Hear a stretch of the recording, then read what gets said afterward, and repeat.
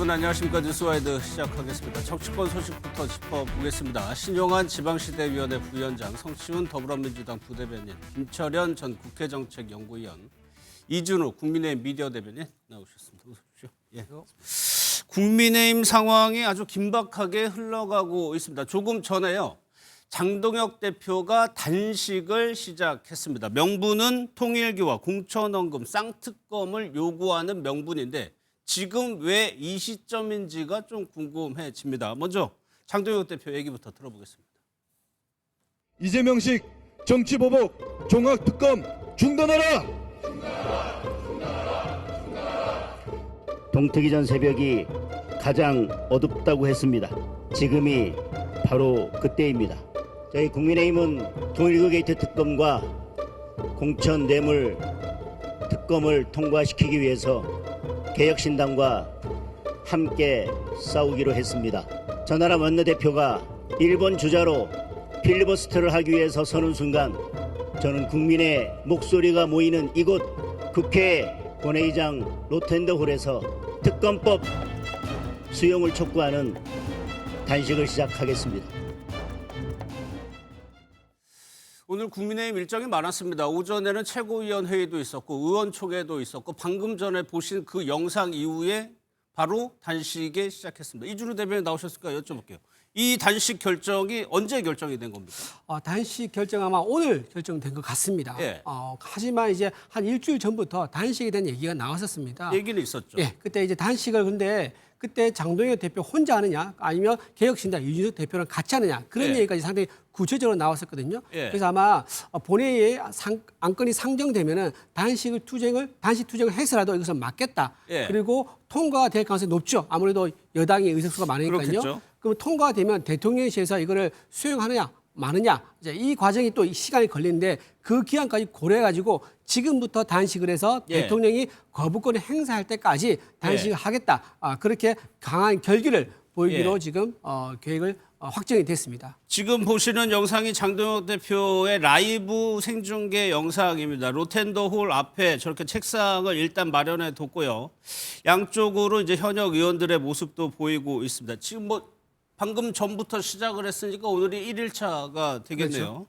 일단은 뭐 오늘은 처음 시작하는 날이어서 외견상으로는 뭐 평소와는 다름이 없는데 말씀하신 대로 이 단식이 그 얘기가 나왔다는 게 이준석 대표가 제안을 해서 얘기가 나온 거 아닌가요? 그렇습니다. 어쨌든 보면 그래도 국민의힘이나 장동혁 대표 생각에는 예. 지금이 정치적 승부수를 딱 걸 타이밍은 맞거든요. 예. 왜냐하면 어쨌든 지금 민주당에서 제2차 종합특검을 발의한 상태인데 종합특검이라고 하는 게 결국은 보면 이재명 정부에서 검찰이라든가 이재명 정부의 경찰에 그 수사를 못 맡기겠다는 거거든요. 예. 그렇다면 결국은 통일교나 아니면 그 공천 헌금에 대한 부분에 있어서도 나름대로 그러면 왜 이 부분은 그럼 특검을 그 경찰이나 못 맡기냐 하는 예. 이런 부분이 있기 때문에 저는 나름대로 아마 특검에 대한 여론들도 상당히 좀 괜찮다고 생각을 하는 부분이 있고 특히 그 윤석열 전 대통령에 대한 내란 그 재판에서 1심에서 일단 사형이 구형됐기 때문에 그렇죠. 여론의 대반전도 좀 필요하거든요.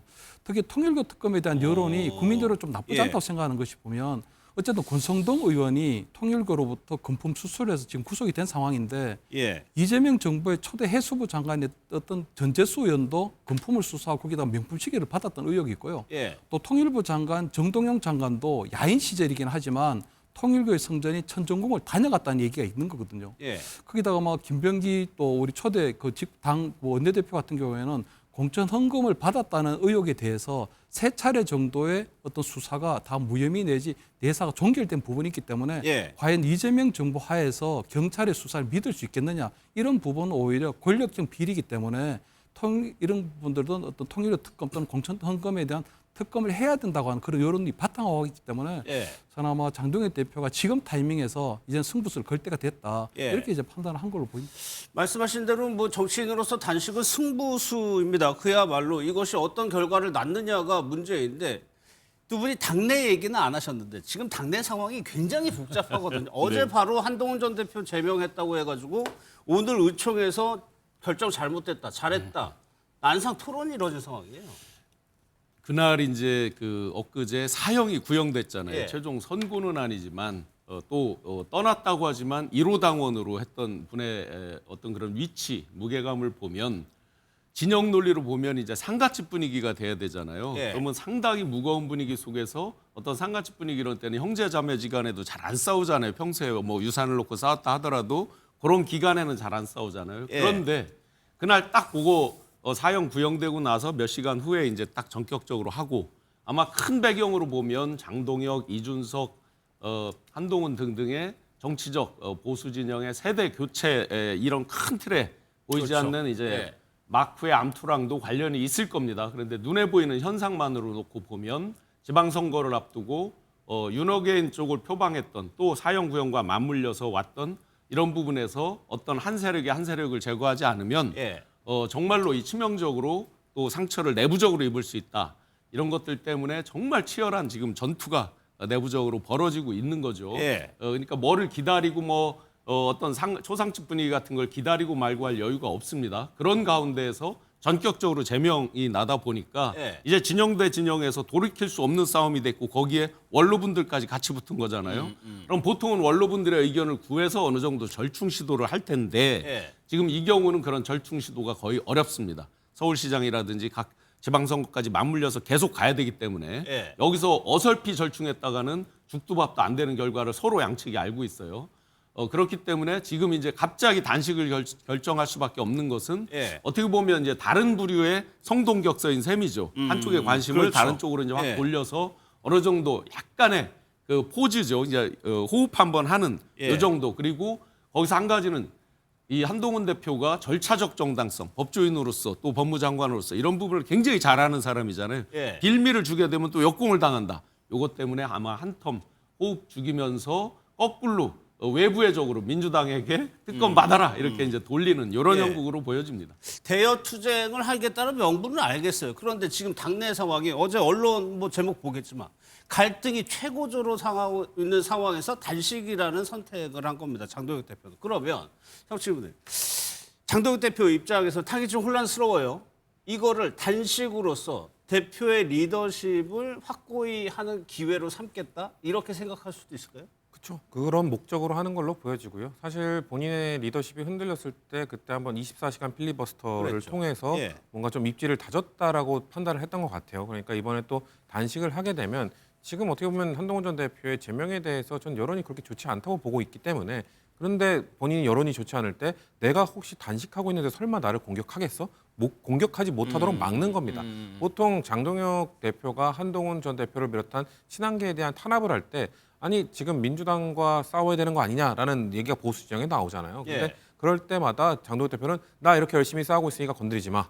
나 이렇게 24시간 필리버스터 하니까 건드리지 마. 그런 의미도 설마 나 되죠. 단식하고 있는데 나 건드리지 마. 나 싸우고 있잖아. 근데 약간 평소에 공부 안 하던 학생이 너 왜 공부 안 해라고 할 때 갑자기 책상 앞에 앉아 있는 그런 느낌이거든요. 그러니까 예. 평소에 공부를 열심히 해왔다면 그런 소리 듣지도 않습니다. 근데 그럼에도 불구하고 뭔가 당내 분란이 생기니까 갑자기 이런 타이밍에 이러고 있는 모습에 대해서 예. 국민들께서 과연 국민들은 지금 통일교에 문제 있다고 생각하시거든요. 근데 통일교의 로비 대상은 아까 민주당 사례만 말씀해 주셨습니다만 지금 천정궁 건 나경원 의원도 같고요.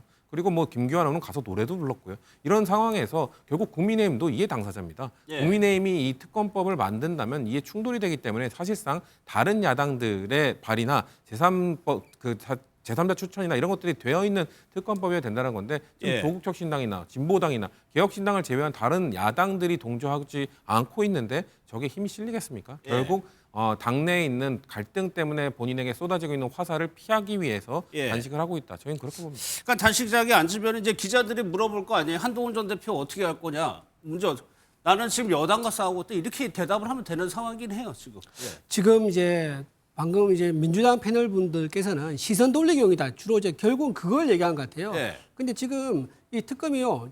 활동 기간이 170일입니다. 지금 선거가 몇 개월 남았죠? 5개월 남았는데 예. 특검 활동 기간이 거의 6개월이에요. 자, 이런 식이 돼버리면요. 지방선거에서 특검을 이용해가지고 계속 내란몰이를 하겠다라고밖에 볼 수 없는 거 아니겠습니까? 예. 공정한 선거를 해야지 이제 여야가 싸워가지고 새로운 심판을 국민에게 받을 수 있는 건데 그런 공정한 룰을 안 만들겠다. 예. 선거라는 운동장 자체를 기울여가지고 본인들 유리하게 만들겠다라는 그런 이제 일이기 때문에 예. 장동혁 대표는 본인의 이제 이제 몸을 바쳐서라도 공정한 선거를 하기 위해서는 특검법을 받아야 된다. 예. 지금 그렇게 얘기를 하고 있는 거고 방금 말씀하신 것처럼 경찰에서 지금 보여준 그동안 역량 보십시오. 전재수 장관 그 압수수색 갔을 때 앞에서 파쇄기 돌리는데 문 앞에 서서 2시간 동안 기다렸지 않습니까? 김경시 의원이라든가 또 이제 강선호 의원이라든가 김병기 의원 의혹이 그렇게 많이 나왔음에도 불구하고 압수수색 안 하고 예. 도피시키게 놔뒀었고 또 압수수색 하러 가니까 태블릿 PC라든가 노트북 압수수색도 안 했고요. 또 김병기 의원 또 압수수색 하니까는 그 의심이 되는 비밀 금고가 또 사라졌다는 거 아니겠습니까? 비밀 금고 안에 김병기 의원의 황금폰이 들어있을 걸로 추정이 되는데 그것까지 놓쳐버렸다? 자, 그럼 경찰을 믿고 어떻게 수사를 맡기겠습니까? 그렇기 때문에 우리는 특검법을 통해서 좀 수사를 맡겨야 된다라고 예. 주장하고 있는 아니, 거고. 그 얘기 뭔지 알겠어요. 근데 제가 좀 네. 의문이 드는 건 정말 그거를 막고 싶으면 개혁신당하고 연대 시작했잖아요. 그럼 개혁신당이랑 같이 해야 그 파괴력이 높아지는 거고 설득력이 높아지는 건데 이준석 대표는 지금 멕시코에 가 있단 말이에요. 왜 그런데 지금 하냐는 거예요, 혼자.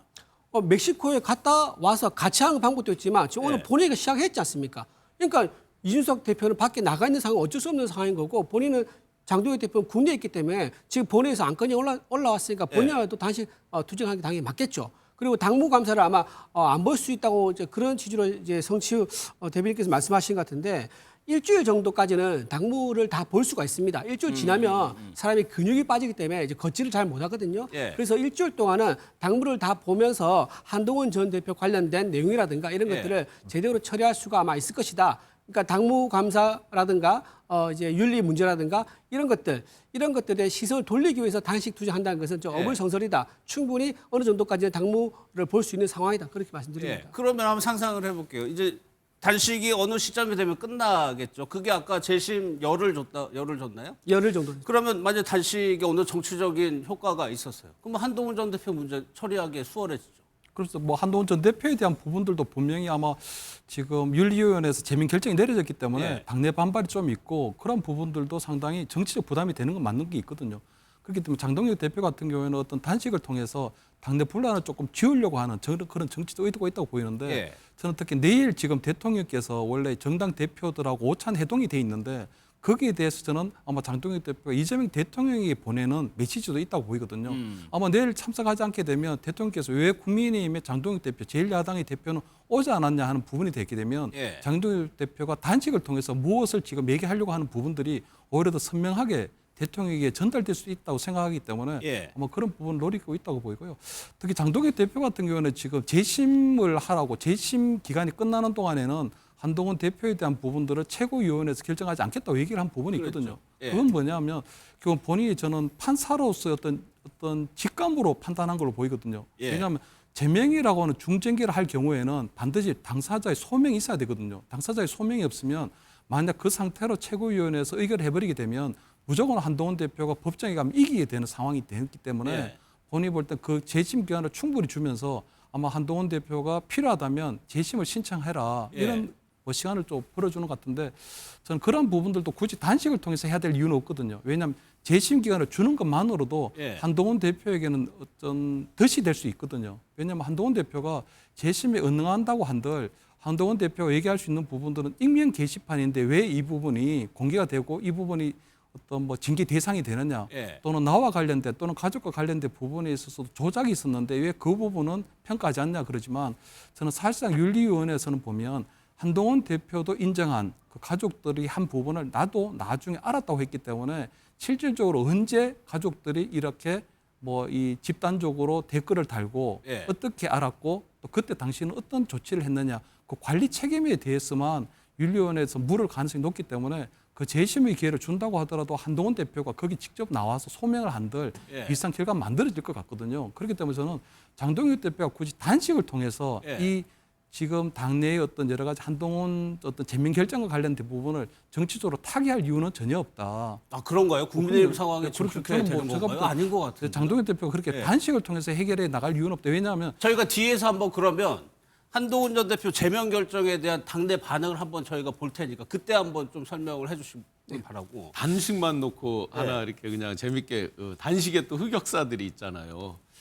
명분과 타이밍이잖아요. 예. 아마 과거에 이정현 그 당대표께서 굉장히 긴 시간을 단식했던 게 기억이 나요. 근데 나중에 사람들이 단식을 길게 했다는 건 다 기억하는데 명분이 근데 왜 단식했지? 이 부분은 잘 기억을 못하는 예. 이런 일들이 있어요. 이번에 이제 단식의 명분으로 딱 외적으로 내세운 거 내부적인 건 차치하더라도 통일교 특검 받아라. 민주당이 받는다니까요. 당연히 이미 받는다고 입장표명을 했잖아요. 거기에 이제 묻고 더블로 가 신천지 기타 다 하자. 특수본도 지금 꾸려져서 열심히 막 속도를 내고 있단 말이죠. 예. 그러니까 그 부분은 명분으로서는 아주 약할 것이고 그다음에 2차 종합특검 제가 이제 특검 대응 특위위원으로 하면서 V0까지도 개념 규정하고 엊그제도 메모가 또 공개가 됐잖아요. 뭐 나경원 의원에 대해서 뭐를 머리를 너무 뭘 어떻게 하지 말라 뭐 예, 예. 이런 것까지 막 나오면서 실질적인 권력자에 근접해서 같이 함께 어떤 의사결정을 한 거 아니냐 이런 의혹까지 나오는 단계에서 그냥 소위 뇌물이나 받고 어떤 그 배임 수재, 알선 수재 이런 정도만 하는 걸로 맞춰졌기 때문에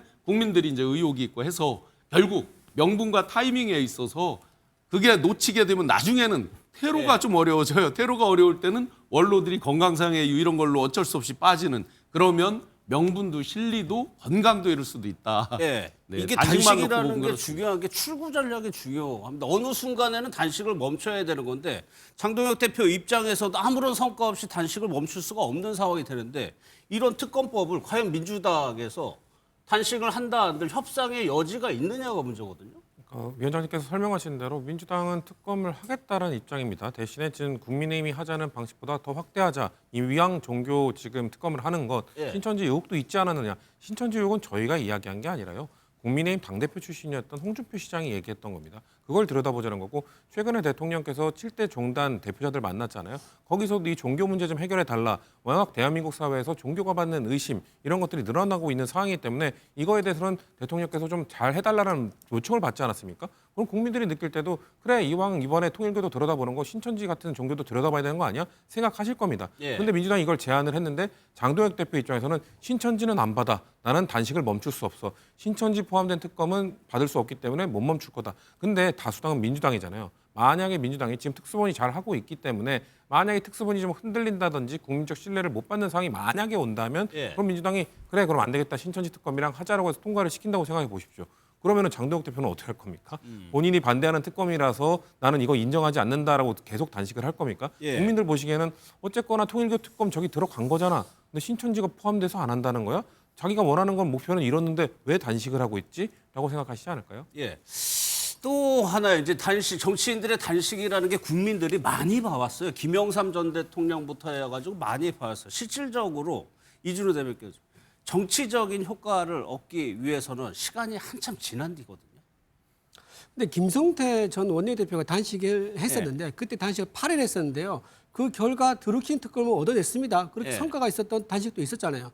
YS도 23일 단식을 했었는데 그때 YS 단식을 해서 정치 자유 활동을 보장해달라. 결국은 그게 얻었었고 해외에서 나중에 YS의 단식에 대해서 엄청난 이제 그 응원을 해줬습니다. 예. 정부의 압력도 넣었었고요. 그래서 자유민주화를 좀 더 앞당겼었던 그런 선례가 또 있기도 합니다. 그래서 이재명 대통령이 지금 협치를 계속 얘기하고 있는데 장동혁 대표가 이렇게 목숨을 걸고 단식을 하는 상황. 지금 네. 1일차라서 지금 그런 게 전혀 안 느껴지지만 만약에 보름 넘어가고 20일 넘어가는 그런 상황이 되면 목숨이 이틀어지거든요. 그 정도의 의지가 있다는 말씀이시죠? 그럼요. 왜냐하면 장동혁 필리버스터를 대표가. 지금 최장 기록을 세웠던 분이시고 예. 신이고 그런 분이기 때문에 이번 결기를 그냥 보여준 게 아니라 정말 목숨을 걸고 하겠다고 했는데 협치와 소통을 강조하는 이재명 대통령이 예. 그걸 외면하고 무시하고 목숨이 위태로운 상황을 방기했다? 그러면 그 역풍이 대통령한테 책임을 지는 문제로 갈 수가 있는 거예요. 예. 그래서 아마 대통령께서도 이 부분에서는 심각하게 받아들일 수밖에 없을 것이다. 그렇게 예. 생각합니다. 필리버스터 24시간인가 했었죠. 네. 장동혁 대표가. 네. 그런 결기로 지금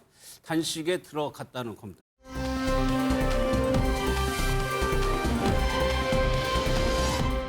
이 단식 결정이 있기 불과 몇 시간 전에는 최고위에서 이르면 오늘 한동훈 전 대표에 대한 제명 결정할 거라고 했지만은 재심 기간을 두기로 했습니다. 그 전까지는 결정을 하지 않기로 장동혁 대표가 얘기를 했습니다.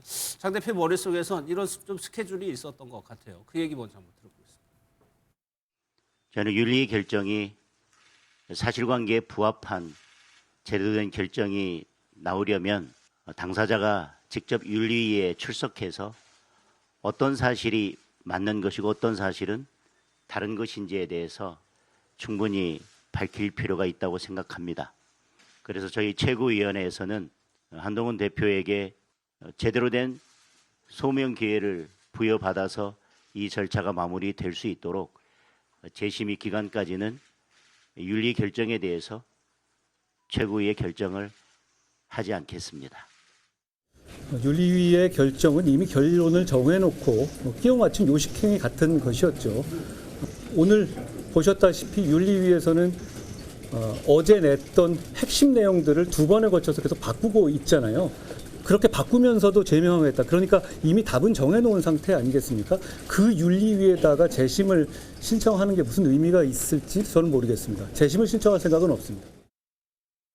보신 대로 한동훈 전 대표는 어제 이미 재심하지 않겠다고 얘기를 공개적으로 밝혔는데 장동혁 대표는 오늘 재심의를 하겠다고 얘기를 한 거예요. 그러니까 왜 이런 결정을 했느냐가 또 의문이 되는 건데 아까 절차적 정당성을 확보하겠다는 의미를 얘기해 주셨어요. 혹시 그 기간 동안 한동훈 전 대표에게 정치적인 행위, 그러니까 뭐 일종의 사과라든가 그런 시간을 줬다는 의미도 있어 보이세요?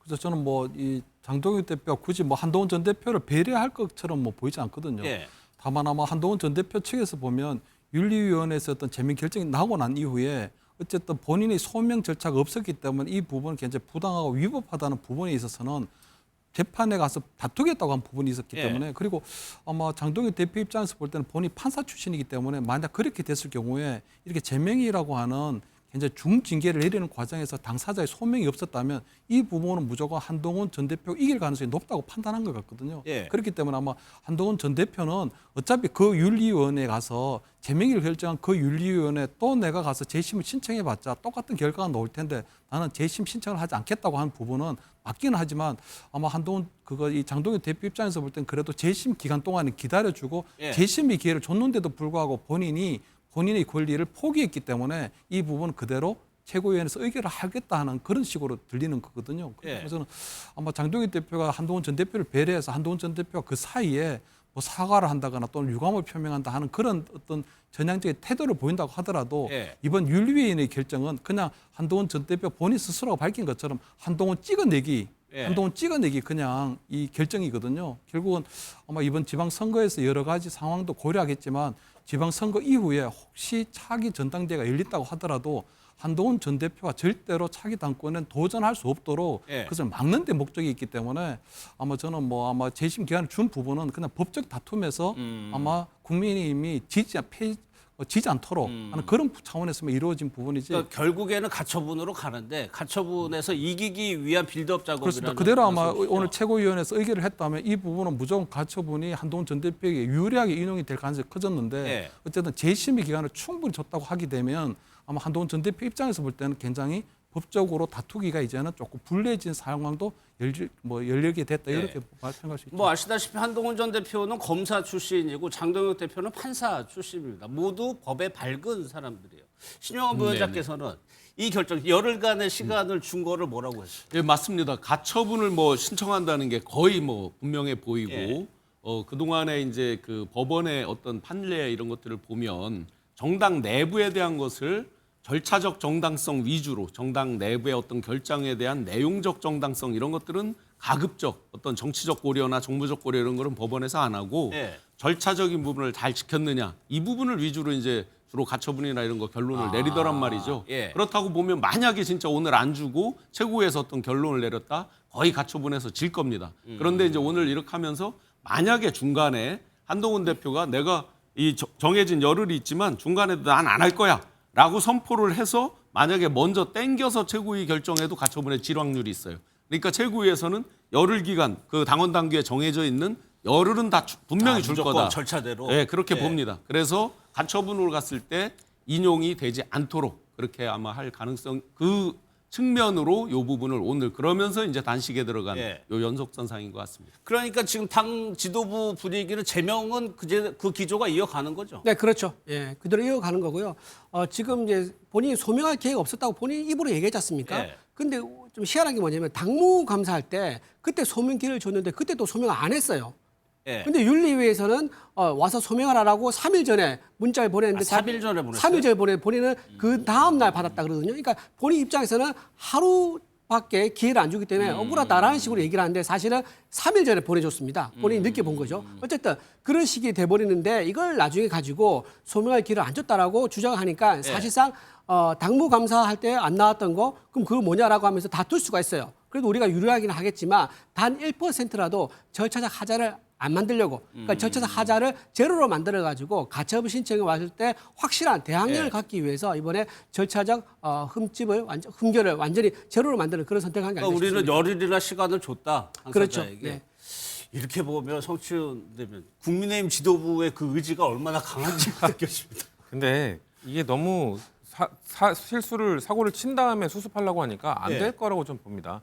이미 윤리위가 아까 한동훈 대표 영상에서 봤습니다만 9시간 뒤에 두 번이나 수정을 했어요. 예. 이미 판결문을 내리는 과정 절차 자체가 하자가 있었던 겁니다. 표현을 2번 고쳤죠. 그렇죠. 그러니까 뭐 역으로 생각해 보시죠. 만약에 그 최근에 있었던 윤석열 전 대통령의 구형 특검이 구형한 다음에 9시간 뒤에 갑자기 그 구형 그 선고문을 고쳤다고 생각해 보십시오. 예. 국내임 난리가 났을걸요. 근데 그 부분에 대해서 아무 문제 없다라는 식으로 지금 넘어가려는 태도 이미 윤리위가 그 결정을 내린 것 자체에서 문제가 있었기 때문에 그 다음 단계인 재심으로 가는 10일을 보장한 거는 의미가 없다는 겁니다. 예. 자, 아까 전에 뭐 한동훈 전 대표에게 3일 전에 문자가 갔다고 말씀하셨는데 재심 신청 기간도 재심 기간이 아니라 재심 신청할 수 있는 기간도 10일이나 보장합니다. 근데 소명하러 나오라는 걸 3일 전에 보냈으니까 충분히 보장했다? 전 그렇게 판단 안 할 거라고 보거든요. 그리고 사고를 이미 결정한 다음에 자 이제 재심 동안 또 나와서 소명해봐라 말하고 하는 거 이미 결정해놓고 소명하라? 이것도 예. 받아들여질까요? 저는 가처분 인용 가능성이 매우 높게 보고 있고요. 아까 말씀하신 것처럼 정당 내부의 사정에 대해서 사법부가 개입하는 거 정당으로서 상당히 부끄러운 일이거든요. 예. 정말 웬만하면 개입 안 합니다. 근데 이 국민의힘 같은 경우는 예전에 이준석 대표 때도 일부 인용됐었거든요. 예. 그때도 어떻게 보면 당 운영을 부끄럽게 했던 겁니다. 사법부가 오죽하면 야 너네 이렇게 하는 건 정말 아니야라고 브레이크를 걸어준 거거든요. 예. 만약에 이번에도 브레이크가 걸린다면은 저는 장동혁 지도부가 상당히 심한 타격을 받을 거라고 봅니다. 당 운영에 대해서 사법부가 브레이크를 걸 정도로 정말 문제 있게 운영했다는 뜻이 되기 때문에 예. 이 9시간 동안 2번 수정한 거에 대해서는 제대로 해명을 못 한다면은 지금 몇 시간 10일을 보장하는 건 저는 그렇게 큰 의미가 없을 거라고 봅니다. 제가 짧게 좀 반론드리면 9시간에 2번 수정한 게 이게 무슨 큰 결격 사유인 것처럼 한동훈 전 대표가 얘기를 했거든요. 근데 사실 그렇지가 않습니다. 왜냐하면 그날 원래는 발표를 할 예정이 아니었어요. 밤 늦게 됐기 때문에. 그런데 어느 언론사가 갑자기 그걸 발표를 한 거예요. 취재를 통해서 발표를 하니까 모든 언론사가 확인을 해달라고 요청이 들어왔고 그 과정에서 뒤늦게 이제 부랴부랴 급하게 이제 결정문을 쓴 거예요. 그러다 보니까 몇 가지 모호한 표현이 있습니다. 그게 뭐냐? 73년생 한동훈이 맞다라고 했는데 그 글을 쓴 사람이지 않습니까? 예. 글을 쓴 사람이 한동훈 전 대표 당사자이냐 아니면 그 아이디를 다른 사람이 빌려서 쓴 거냐? 요 표현이 좀 모호한 거예요. 예. 그 부분에 대해서 정정을 한 겁니다. 아니 근데 그 사실관계가 핵심적인 부분 아니에요? 아니죠. 이거 뭐냐면 핵심은 그겁니다. 여론 조작이 핵심입니다. 예. 그러니까 한동훈 전 대표의 묵인이나 또는 방조 또는 지휘 아래 가족 모두가 1000개 이상의 글을 올려서 반복적으로 도배를 해가지고 전체 당원 게시판 여론이 자생적으로 이루어지지 않고 특정한 방향으로 흐르도록 예. 왜곡을 했다. 그게 문제입니다. 그게 문제고 그리고 그 가족이라 하더라도요 비판글이라든가 사설 칼럼 올리는 거 아무 문제가 당연히 없죠. 예. 근데 그런 것도 우리가 문제 삼지 않았었습니다. 그런데 우리가 문제 삼지 않은 거를 본인이 끌고 와서 아니 비판하거나 칼럼 올리면 안 되느냐 이렇게 얘기하는데 그건 문제가 아닙니다. 예. 여론 조작했다는 거. 김경수 지사가 여론 조작한 혐의로 징역 2년을 받았거든요. 예. 똑같은 혐의로 자생적인 공론장의 질서를 훼손시켰다. 그 혐의를 받고 있는 겁니다. 알겠습니다. 지금 이제 가처분이 인용되느냐 여부에 따라서 한동훈 전 대표도 그렇고 장동혁 대표도 그렇고 정치적인 내상을 크게 입을 수밖에 없는 상황이에요. 그러니까 한동훈 전 대표 입장에서도 이게 참 귀추가 주목되는 게 검찰총장 출신의 특수통 검사 출신이에요. 이미 당에서 당원 게시판 움직임이 있을 때부터 법적 검토해왔을 거예요 아마. 그래서 어느 포인트를 한동훈 전 대표가 준비를 하고 있는지가 참 궁금한데 일단 오늘 최고위원 회의에서는 분위기가 그러니까 한동훈 전 대표를 편드는 분위기가 전혀 없었다고 김민수 최고위원은 얘기를 하고 있습니다. 그 얘기 한번 들어보겠습니다. 이 10일 동안에 이 가처분 절차에 대한 잡음보다 이 결정의 정당성을 주장함으로 인한 잡음이 더 낫지 않겠는가라는 의견들이 꽤 나왔고요. 장동혁 대표가 판사 출신이세요. 살아왔던 흔적 자체가 절차의 공정성을 따지겠습니까? 예. 그럼 이거 당연히 지금 소명기에 계속 줬죠. 왜 안 주겠습니까? 본인이 무고함을 입증해라. IP 열어보면 끝나는 것인데 예. 이 간단한 일을 왜 못하냐고요. 30분이면 끝날 일인데. 일단 뭐 앞서 들으신 것처럼 절차적 정당성을 위해서 그렇게 결정을 했다는 겁니다. 그러면서 이준우 대표 오늘 네. 최고위원 비공개 하잖아요. 네, 네. 공개 회의하고 비공개 회의해서 이거를 지도부 사이에서는 제명 결정을 윤리가 내린 거에 대해서 지도부 입장에서 이견이 없었습니까? 지도부 전체적으로 물론 이제 다른 의견이 있었는데요. 전체적으로는 장동혁 대표의 장동혁 대표의 어떤 결정 아니죠. 예. 윤리위의 결정에 좀 힘을 실어주고 결과를 보자. 그리고 재심 기한을 줬기 때문에 거기 그 결과를 보자. 만약에 그 사이에 한동훈 전 대표가 중진들이 계속 요구한 게 이겁니다. 사과를 해라. 한동훈 대표도 너무한 거 아니냐. 소명도 하지 않고 그런 사과도 얘기 하지 있죠. 않고 그런 네. 얘기 나왔지 않습니까? 그래서 네. 한동훈 전 대표가 10일 안에 사과를 한다면 조금 징계를 낮추는 그런 이제 중재안 같은 걸 냈단 말이에요. 네. 그런 것에 대해서 한번 생각해보자 정도의 얘기는 나왔다고 합니다. 중재안 얘기는 나왔어요? 예, 중재안 얘기 나왔다 그러는데 전체적으로는 이 중징계 자체가 문제가 있다든가 이걸 예. 반대하든가 한다든가 그런 분위기는 아니었던 걸로 그렇게 전해집니다. 그게 이제 검토 수준 아이디어 차원에서 나온 거에 한번 논의해보자는 의미였어요. 뭐 아이디어 차원으로 나온 얘기죠. 네. 그러니까 아이디어 여기서 차원에서. 만약에 한동훈 전 대표가 이런 중재안 오늘 의총에서도 그런 얘기 많이 나왔다는데 한동훈 전 대표가 사과하고 무언가 잘못을 인정한다면 징계 수위를 낮추는 방안. 이게 정치적인 해결이거든요. 네, 현실적 가능성은 없다고 봅니다. 만약에 사과를 하는 과정에서 예.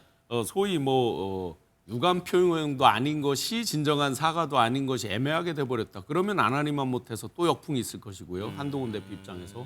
그렇다고 진정성 있는 사과를 한다면 완전히 저걸 인정하는 이제 상황이 되는 거죠. 예. 그러면 이제 뭐 그 뒤에 어떤 절차적인 내용적인 걸 주장할 수가 없는 거죠. 그렇다고 보면 또 거기에 아까 초두에 말씀드렸듯이 어떤 보수 진영 내 세대 교체와 맞물린 큰 그림들 이런 예. 것까지를 본다 그러면 저는 현실성은 없다고 봅니다. 그러니까 한 전 대표 입장에서 사과를 한다 해도 정치적으로 얻을 게 하나도 거의 없다는 없다고 말씀이시죠? 봅니다. 이렇게 하나 저렇게 하나 결론이 한동훈 대표 입장으로 보면 비슷해집니다.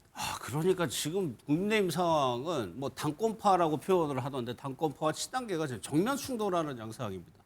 저 최고위원회가 끝나고 11시부터 국민의힘 의원총회가 소집이 됐습니다. 여기서도 한 전 대표 문제가 당연히 얘기가 오갔겠죠. 그 얘기도 한번 좀 들어보도록 하겠습니다. 의원총회 사회를 맡은 박준권 원내부대표입니다. 지금은 우리가 남을 단죄할 때가 아닙니다. 당원 게시판 사태 이것은 법률 문제로 치환될 게 아니라 정치적으로 해결할 문제입니다. 제명과 단죄로 몰아가는 것 이것은 정치가 아니고 리더십이 아닙니다.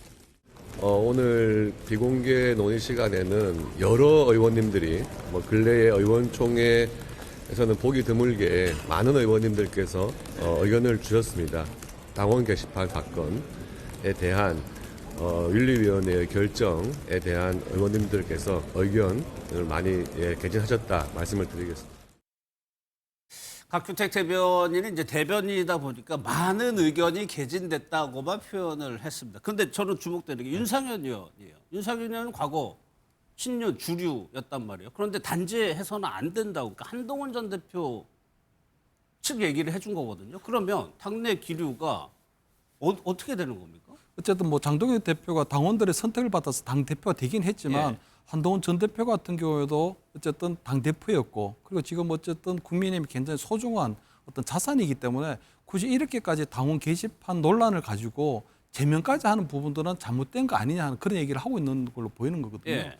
다만 저는 지금 윤상현 의원이나 다른 중진들도 보면 좀 답답한 게 그동안 이 당원 게시판 논란은 한 1년여 이상 지속이 돼 왔고요. 예. 또 그 충분히 한동훈 전 대표 이 부분을 먼저 결자 해제할 수 있는 부분도 있었거든요. 그러니까 예를 들어서 어쨌든 이게 익명 게시판인데 익명 게시판의 내용을 당 차원에서 만약에 그냥 익명이 계속적으로 익명인데도 불구하고 어떤 조사를 했다면 이 부분은 굉장히 절차적 문제가 있는데 익명 게시판이 어느 순간에 기술적 오류로 오픈이 돼버렸거든요. 그렇다면 이게 갑자기 모든 사람들에게 공개가 되고 많은 사람들이 읽게 되고 그 과정에서 한동훈 전 대표의 가족들이 그 명의로 돼 있었기 때문에 한동훈 전 대표의 가족들이 이 글을 대량으로 올린 게 아닌가 하는 의심이 생겼다면 당연히 저는 한동훈 전 대표가 그 부분에 있어서 본인 먼저 진상조사를 하고 이 부분을 아마 결자 해지해 버렸으면 예. 저는 끝났을 부분인데 그 그렇죠. 부분을 계속적으로 끌고 왔고 그 과정에서 저는 한동훈 전 대표가 윤석열 전 대통령의 어떤 내란 재판과 맞물려서 계속적으로 배신자 프레임이 생겼거든요. 그러다 예. 보면 아마 장동현 대표를 지지했던 강성 어떤 지지층 당원들 입장에서 볼 때는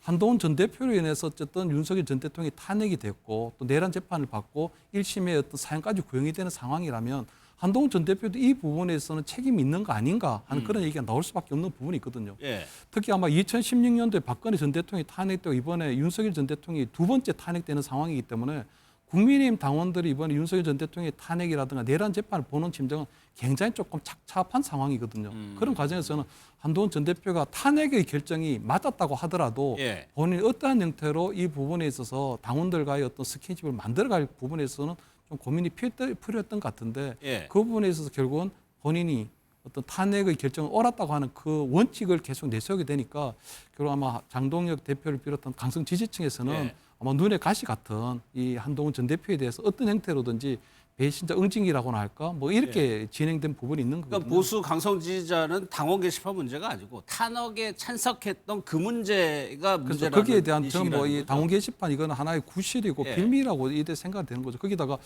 저는 아마 이번 지방선거 결과에 따라서 새로운 이제 비대위를 거쳐서 또는 뭐 차기 뭐 새로운 지도부가 꾸려지게 될 텐데 그 과정에서 한동훈 전 대표가 절대로 차기 전당대회에서 당대표에 도전하거나 또는 예. 당대표가 되는 그 부분을 결사적으로 맡겠다고 하는 의지도 굉장히 강하게 투영되어 있는 걸 보이거든요. 그렇기 때문에 예. 저는 장동혁 대표가 갖고 있는 또는 그 소위 말해서 이게 이 강성 어떤 윤어게인 세력이 갖고 있는 부분은 한동훈 전 대표뿐만 아니고 빅픽처는 한동훈 전 대표뿐만 아니라 한동훈 전 대표를 따르던 친한계 의원들이라든가 친한계 당협위원장까지도 앞으로 이번에 예. 솎아내기 위한 2차 어떤 2단계 어떤 예. 그런 플랜도 갖고 있을 가능성이 굉장히 크다. 이런 점을 시기적으로 보면 지방선거 이후까지도 보는 거고 말씀하신 대로 주변까지도 보는 건데 일단 의견을 좀 볼게요. 윤상현 의원 저렇게 얘기했고 조경태 의원도 개혁 성향의 의원이죠. 제명이 도움이 되겠냐. 권영진 의원도 제명은 철회해야 된다라고 얘기를 하고 있어요. 동시에 성취부대 네. 이런 그러니까 제명은 과하다는 주장이 하나 있지만 그래도 한동훈 전 대표가 풀어야 될 부분은 있다라는 주장도 상당히 많거든요. 그렇죠. 그런 분들이 얘기하는 거는 인정하고 사과라는 건데 예. 근데 사실상 결론을 정해놓고 달려가고 있다고 보는 측면에서는 한동훈 전 대표가 만약에 인정하잖아요. 사과하잖아요. 그럼 윤리심판원의 아마 재심 인용문이 아마 좀 내용만 달라지지 결과는 그대로일 겁니다. 본인이 인정하였듯이 제명한다라가 될 겁니다. 사과한다고 별 효과 없을 거예요. 그렇기 때문에 저는 그런 부분 때문에 한동훈 전 대표의 사과를 요구하는 분들은 본인들이 뭐 중재를 좀 직접 나서거나 중진으로서 나서야 되는데 저 몇 번 말고는 목소리 내는 분들은 본인들이 강성 지지층의 지지가 없어도 당선될 가능성이 자신이 있는 분들이거든요. 근데 지금 국민의힘의 중진원들 대부분 TK, PK 이쪽 분들이거든요. 예. 이런 분들은 혹시 나중에 선거 때, 2년 뒤에 있을 총선 때 그런 강성 지지층 지지가 없으면 경선에서 이기기 어렵다는 판단 때문에 지금 다 쉬쉬하고 있는 거예요. 그러니까 대부분 23명 의원들 밝히신 분들이나 중진원들 보면 수도권, 국민의힘에 정말 몇 안 되는 수도권 의원들이나 예. 이런 분들이 목소리를 내지 다른 분들은 목소리 안 내고 있습니다. 예. 그리고 저는 아마 장동혁 대표가 지방선거 이러다가 질 텐데 왜 저러지? 이런 생각도 많이 하잖아요. 예. 지방선거 지고 비대위로 넘어간 다음에 전당대회 하잖아요. 전 장동혁 대표 또 나올 거라고 생각합니다. 이번에 아마 윤어게인 강성 지지층으로부터 확실한 눈도장을 찍었으니 또 예. 나와도 해줄 것이다. 왜냐하면 24년 총선 때 한동훈 비대위원장이 패배를 했지만 그 다음 선거 때 또 바로 나왔잖아요. 예. 그때 24년 총선 때 결국 윤석열 전 대통령 때문에 진 것이다라는 명분으로 나왔었는데 아마 장동혁 대표는 한동훈 전 대표나 친한계의 목리 때문에 졌다. 지방선거의 패배는 그들에게 있다. 그러면서 아마 다시 재출마의 명분을 삼아서 그들의 지지를 받아서 아마 다시 당선될 목적을 갖고 있는 것이기 때문에 그렇기 때문에 아까 말씀하신 것처럼 한동훈 전 대표 못 나오게 싹 정리하고 그래서 본인이 친한계 지지 누가 다른 사람이 받더라도 나를 이길 수는 없을 걸 이 생각으로 지금 이런 좀 무리한 절차들을 전 진행하고 있다고 생각합니다. 그러니까 최근의 흐름을 보면 선거에서 지면은 지도부가 사퇴하는 게 과거의 정치였는데 네네. 최근에는 다시 비대위원장으로 온다거나 하는 경우가 많아요. 그렇게 된다고 하면 그 시나리오를 꾸린다면 그때 한동훈 전 대표가 나오면 안 되는 거고. 그렇죠. 그러니까 이번에 징계를 받으면 못 나오는 거잖아요. 예. 그러니까 정말 막부에서 치열한 전쟁이 펼쳐지고 있다. 그런데 실제로 이제 그 선거는 현상이잖아요. 그 예. 밑에 보이는 본질은 시대 정신이고 또 더 거슬러 가면 보수면 보수다운 어떤 가치, 철학, 그들이 내재하고 있는 어떤 그런 지향점 이런 것들이 이제 다 받쳐줄 때 선거도 이기고 또 당대표 주도권도 갖게 되는 것인데 지금 그런 논의는 하나도 없는 상태에서 예. 만약에 이렇게 윤호개인처럼 가다가 선거를 졌다. 좀 전에 성치훈 대변인님하고 조금 다른 의견은 예. 그렇게 했을 때는 이제 그때서야 이 사람이 자각하는 몇 단계가 있거든요. 12.3 내란 때도 황당, 당황 가다가 분노 막 가면서 또 어느 정도 이제 탄핵까지 가면서 이제 다시 마음이 조금 이렇게 가라앉고 이런 단계들이 있듯이 예. 국민의힘도 마찬가지로 지금 이런 혼란기를 지나서 어느 순간에 딱 공허해지는 순간이 있습니다. 예. 그런 공허해지는 순간에 본질적인 것을 찾게 돼요. 그렇다고 보면 아마 지금 장동혁 대표가 그런 계산으로 지금 하고 있다 그러면 다음에 다시 나오거나 다시 비대위원장으로 했을 때 쉽지 않다고 봅니다. 일각에서는 이제 가처분 신청 저희가 앞서 말씀을 드렸지만 이준석 대표가 본인이 이제 경험을 했던 거죠. 여기에 대해서 언급한 부분이 있고 한동훈 전 대표가 고수라면 정치 고수라면 이렇게 할 것이다 조언한 게 있습니다. 그 내용 한번 들어보겠습니다.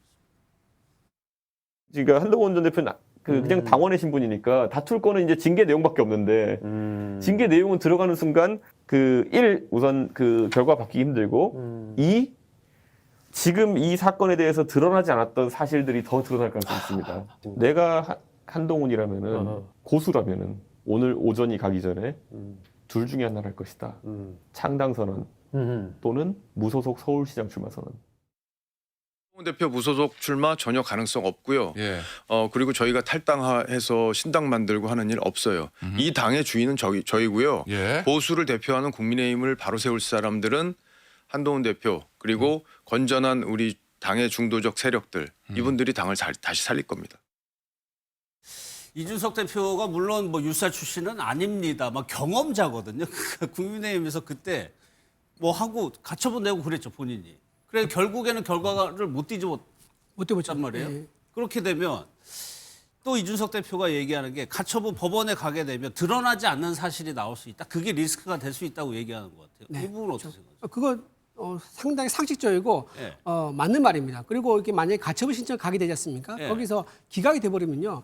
재미가 확정적이 된 거죠. 법원에서까지. 그렇게 되면 정말 5년 내에 다시 정당으로 돌아올 수 없는 그런 상황이 될 수 있는 거고요. 또 수사로 갈 경우에 예. 경찰에서 굉장히 이거를 이제 유죄 취지로 판단할 가능성이 높아요. 예. 경찰 수사를 지금 하겠다고 하지 않습니까?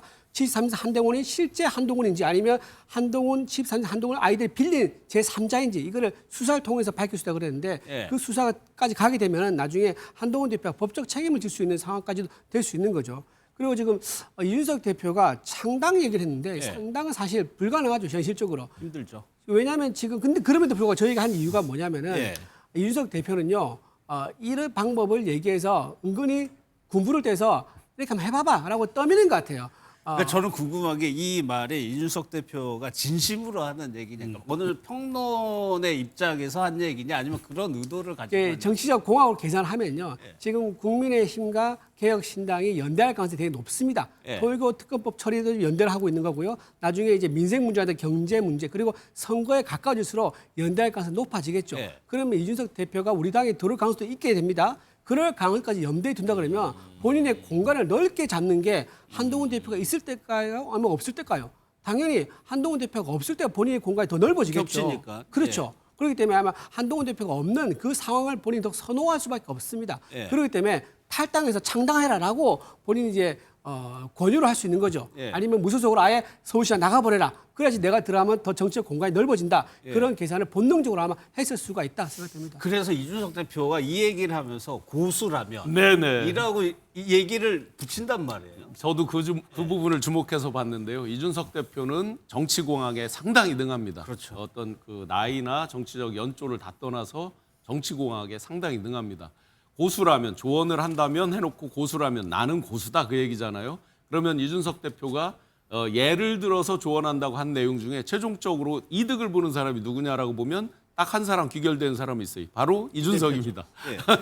그렇게 본다 그러면 서울시장으로 나갔다 밖으로 또 창당으로 나왔다 자기는 국민의힘하고 같이 할 수도 있고 또 밖에 있는 세력들 지금 오세훈 시장이라든지 뭐 안철수 씨라든지 여러 이제 약간 지금의 국민의힘 주류와 떨어져 있는 사람들하고 할 수도 있고 예. 어떻게 봐도 본인이 유리하다. 진짜 조언을 한다 그러면 서울시장 출마, 지방선거 출마를 얘기한다 그러면 지금 이 형국에서는 한동훈 대표한테 가장 험지는 대구일 겁니다. 예. 만약에 보수 본류에서 살아남는다 그러면 정치적 의지가 있겠죠. 같은 장렬히 전사 개념도 여러 종류가 있죠. 그냥 소위 말하는 개죽음처럼 의미 없는 죽음도 있을 수 있단 말이죠. 그렇게 본다 그러면 진짜 진심으로 조언한다 그러면 예. 대구시장을 나가라든지 그래서 보수의 심장에서 인증받아 다시 돌아오라든지 이렇게 하면 진정성이 좀 보이겠죠. 아니 그런데 이준석 대표도 나가서 당차 만들었잖아요. 그렇죠. 근데 이제 그때는 총선 때기 때문에 어떤 선택지가 좀 있었다면 지금은 지방선거기 때문에 그런 선택이 좀 약하고요. 예. 다만 저는 이준석 대표가 한동훈 전 대표에게 병도 주고 지금 약도 주는 어떤 처방을 그래요? 했거든요. 예. 병도 준 건 보면 뭐냐면 장동혁 대표가 결국은 어떤 국민의힘에서 윤리위원회에서 한동훈 전 대표에 대한 제명 결정을 하게 된 게 보면 그때 장동혁 대표하고 이준석 대표가 통일교 특검 연대한다고 회동을 했거든요. 예. 그렇게 되면 결국은 아마 장동혁 대표 입장에서 볼 때는 윤리위원회에서 만약에 한동훈 전 대표에 대한 제명을 하게 되면 중도 보수가 굉장히 반발을 할 텐데 그 반발의 글을 오히려 한동훈 이 이준석 개혁신당과 연대함으로써 조금 어떻게 좀 커버하겠다는 그런 게 좀 있었거든요. 예. 그렇기 때문에 아마 이준석 대표의 입장에서 볼 때는 공교롭게도 그냥 장동혁 대표 체제에 힘을 실어주는 꼴이 됐기 때문에 어떻게 뭐 한동훈 죽이기에 연대한 그런 꼴이 됐기 때문에요. 어쨌든 이준석 대표가 병을 주게 된 거고 약을 준다는 거 보면 어쨌든 이준석 대표가 상당히 정치 경험이 풍부하거든요. 예. 본인이 직접 창당도 했고 지난 어떤 총선에서 뭐 세석을 얻었고 또 대선에도 출마한 경험이 있기 때문에 한동훈 전 대표보다는 훨씬 더 풍부한 정치 경험이 있는데 다만 저는 어떤 무소속 서울시장이라든가 신당 창당 말이 안 되고 방금 아마 우리 신용환 교수께서 얘기한 것처럼 저는 대구로 갈 필요 있다고 보이거든요. 지방선거에서 대구로 간다는 건 대구시장이 아니라 대구시장에 출마하는 국회의원이 있는데 예. 그 대구 어떤 지방선거 때 어떤 대구에서 어떤 국회의원 재보궐선거에 출마할 가능성이 있다고 보이거든요. 왜냐하면 어떤 수도권이나 부산하고는 달리 대구 같은 경우에는 민주당의 어떤 지지세가 약하기 때문에 예. 국민의힘 후보와 한동훈 대표가 무소속으로 나간다고 한번 1대1로 한번 붙어볼 만하다고 보이거든요. 특히 대구 같은 경우는 과거에 유승민 의원이나 홍준표 의원 같은 경우에 공천을 못 받았을 때 무소속으로 나왔는데 그때 그분들이 손을 잡아줬기 때문에 저는 아마 이번에 대구 민심에 대해서 그러니까 대구 어떤 보수의 본사인 대구에 가서 한동훈 전 대표가 내미는 손을 대구 시민들이 잡아주면 저는 중앙정치에 계속 할 수 있는 것이고 아마 그 과정에서도 보면 국민의힘이 계속적으로 윤의견이 포획되어 가는 정당으로 변하고 있는데 본인의 어떤 새로운 보수 정당의 어떤 청사진을 제시하면서 대구에서도 이제 어떤 새로운 보수 정당의 어떤 출범을 좀 알리게 된다면 저는 대구 시민들에게 충분히 어필할 수도 있고 본인이 한번 승부수를 걸어볼 만하다고 보이거든요. 그렇기 때문에 저는 아마 이준석 대표가 한동훈 전 대표에게 얘기하는 국민의힘과 이제 헤어질 결심을 해라. 헤어질 결심을 하라고 하는 조언은 분명히 맞는 이야기고 다만 그런 것들이 이번 지방선거에서 어떤 형태로든지 출마해야 되거든요. 거기에서 저는 대구에서 국회의원 재보궐선거에 출마하는 것들은 굉장히 중요한 선택지 중에 하나인데 한동훈 전 대표가 본인의 선거를 아직 한 번도 치러본 경험이 없거든요. 그렇죠. 그렇기 때문에 과연 그러한 담대한 용기를 담대한 선택을 할 수 있을 것인가 이 부분이 이제 한동훈 전 대표에게 달려있다 이런 말씀을 드립니다. 뭐 선거 출마라는 게 말은 쉽게 합니다. 뭐 신용환 의원이 잘했지만 이게 쉽지 않은 선택이고요. 특히나 한동훈 전 대표처럼 검사, 엘리트 검사로 쌓은 사람이 선거에 무소속으로 출마할 수 있냐. 성치훈 부대변인. 그러면 지금 한동훈 전 대표 입장에서는 남은 선택지가 가처분 신청해 놓고 그 결과 기다리면서 당내의 여론을 환기시키는 이런 거밖에 없을까요? 아니면 실제 출마 가능성도 있다고 보세요? 사실 출마 말고는 방법이 없습니다. 없어요? 네, 왜냐하면 돌아갈 수 있는 방법이 없는 상황 속에서 또 뭐 정치적 뭐 결단을 한번 승부수를 걸어야죠. 근데 신당 창당은 불가능할 거라고 봅니다. 왜냐하면 대한민국 선거사에서 새로운 정당, 새로운 신당이 나왔던 건 보통 대선과 총선을 앞두고 일어나지 지방선거를 앞두고 새로운 세력이 나타난 적은 없습니다. 아무래도 지방 권력이 중앙 권력보다 떨어지는 부분도 있고 아무래도 중요도가 떨어지기 때문에 지방선거 때 신당 창당을 통해 도전을 하는 사람들이 없거든요. 그렇기 때문에 아까 여러분들이 말씀하신 것처럼 한동훈 전 대표가 유일하게 혈혈단신으로 혼자 무소속 그리고 아마 뭐 서울시장 그러니까 이준석 대표는 별로 그렇게 한동훈 전 대표에 대한 그게 없는 것 같아요. 서울시장 출마하면 사실상 죽으라는 거거든요. 그러니까 애정이 없는 것 같아요. 그렇죠. 애정이 있는 게 아니라 고수라면이 아니라 저거는 마치 그냥 그 죽는 길을 보여주는 것 같아요. 만약에 서울시장 무소속 출마하잖아요. 당선도 안 되고 국민의힘 후보의 표를 깎아먹으면서 결국 보수 진영이 붕괴되는 그리고 오세훈 시장이 현직 시장이었는데 지금 분위기상 오세훈 시장이 공천을 받을 수 있을지도 모르겠습니다만 워낙 윤어게이나 장동혁 대표 주류들은 오세훈 시장조차 뭐라고 하고 있으니까. 근데 그럼에도 그런 현직 시장까지 당선이 안 되는 역할을 하게 되면 영영 못 들어오게 되는 거고요. 아까 말씀하신 것처럼 부담 없는 대구나 이런 쪽으로 가는 것이 사실 지난 지방선거 때도 대구시장은 홍준표 시장 무소속으로 됐었잖아요. 그러니까 대구시장도 그렇고 대구 국회의원도 그렇고 대구 지역에 계신 유권자분들은 보수 정당이 너무 내용을 겪을 때 뭔가 쫓겨난 사람에 대해서 손을 잡아준 적이 여러 점 있었기 때문에 근데 단점은 한동훈 전 대표가 대구와의 연이 아예 없기 때문에 그런 부분에 있어서 하나도 없나요? 지금 제가 알기로는 뭐 없습니다. 뭐 그렇기 때문에 대구에 출마를 해서 뭔가 그 제기를 하는 게 그렇게 쉽지만은 않을 건데 방법이 그렇게 많아 보이지 않기 때문에 몇 가지 중에 선택은 해야겠죠. 제가 조금 이준석 대표는 어떻게 생각하세요? 홍준표 시장과 이제 비교를 하시는데요. 무소속으로 이제 시장 당선된 적이 있지 않느냐. 그분은요 한나라당 시절부터 정치를 쭉 해왔던 분이십니다. 서사가 많죠. 근데 지금 한동훈 전 대표는 3년 정치 인생이 3년입니다. 근데 그 3년에 대해서 평가가 좋으냐 그것도 아니에요.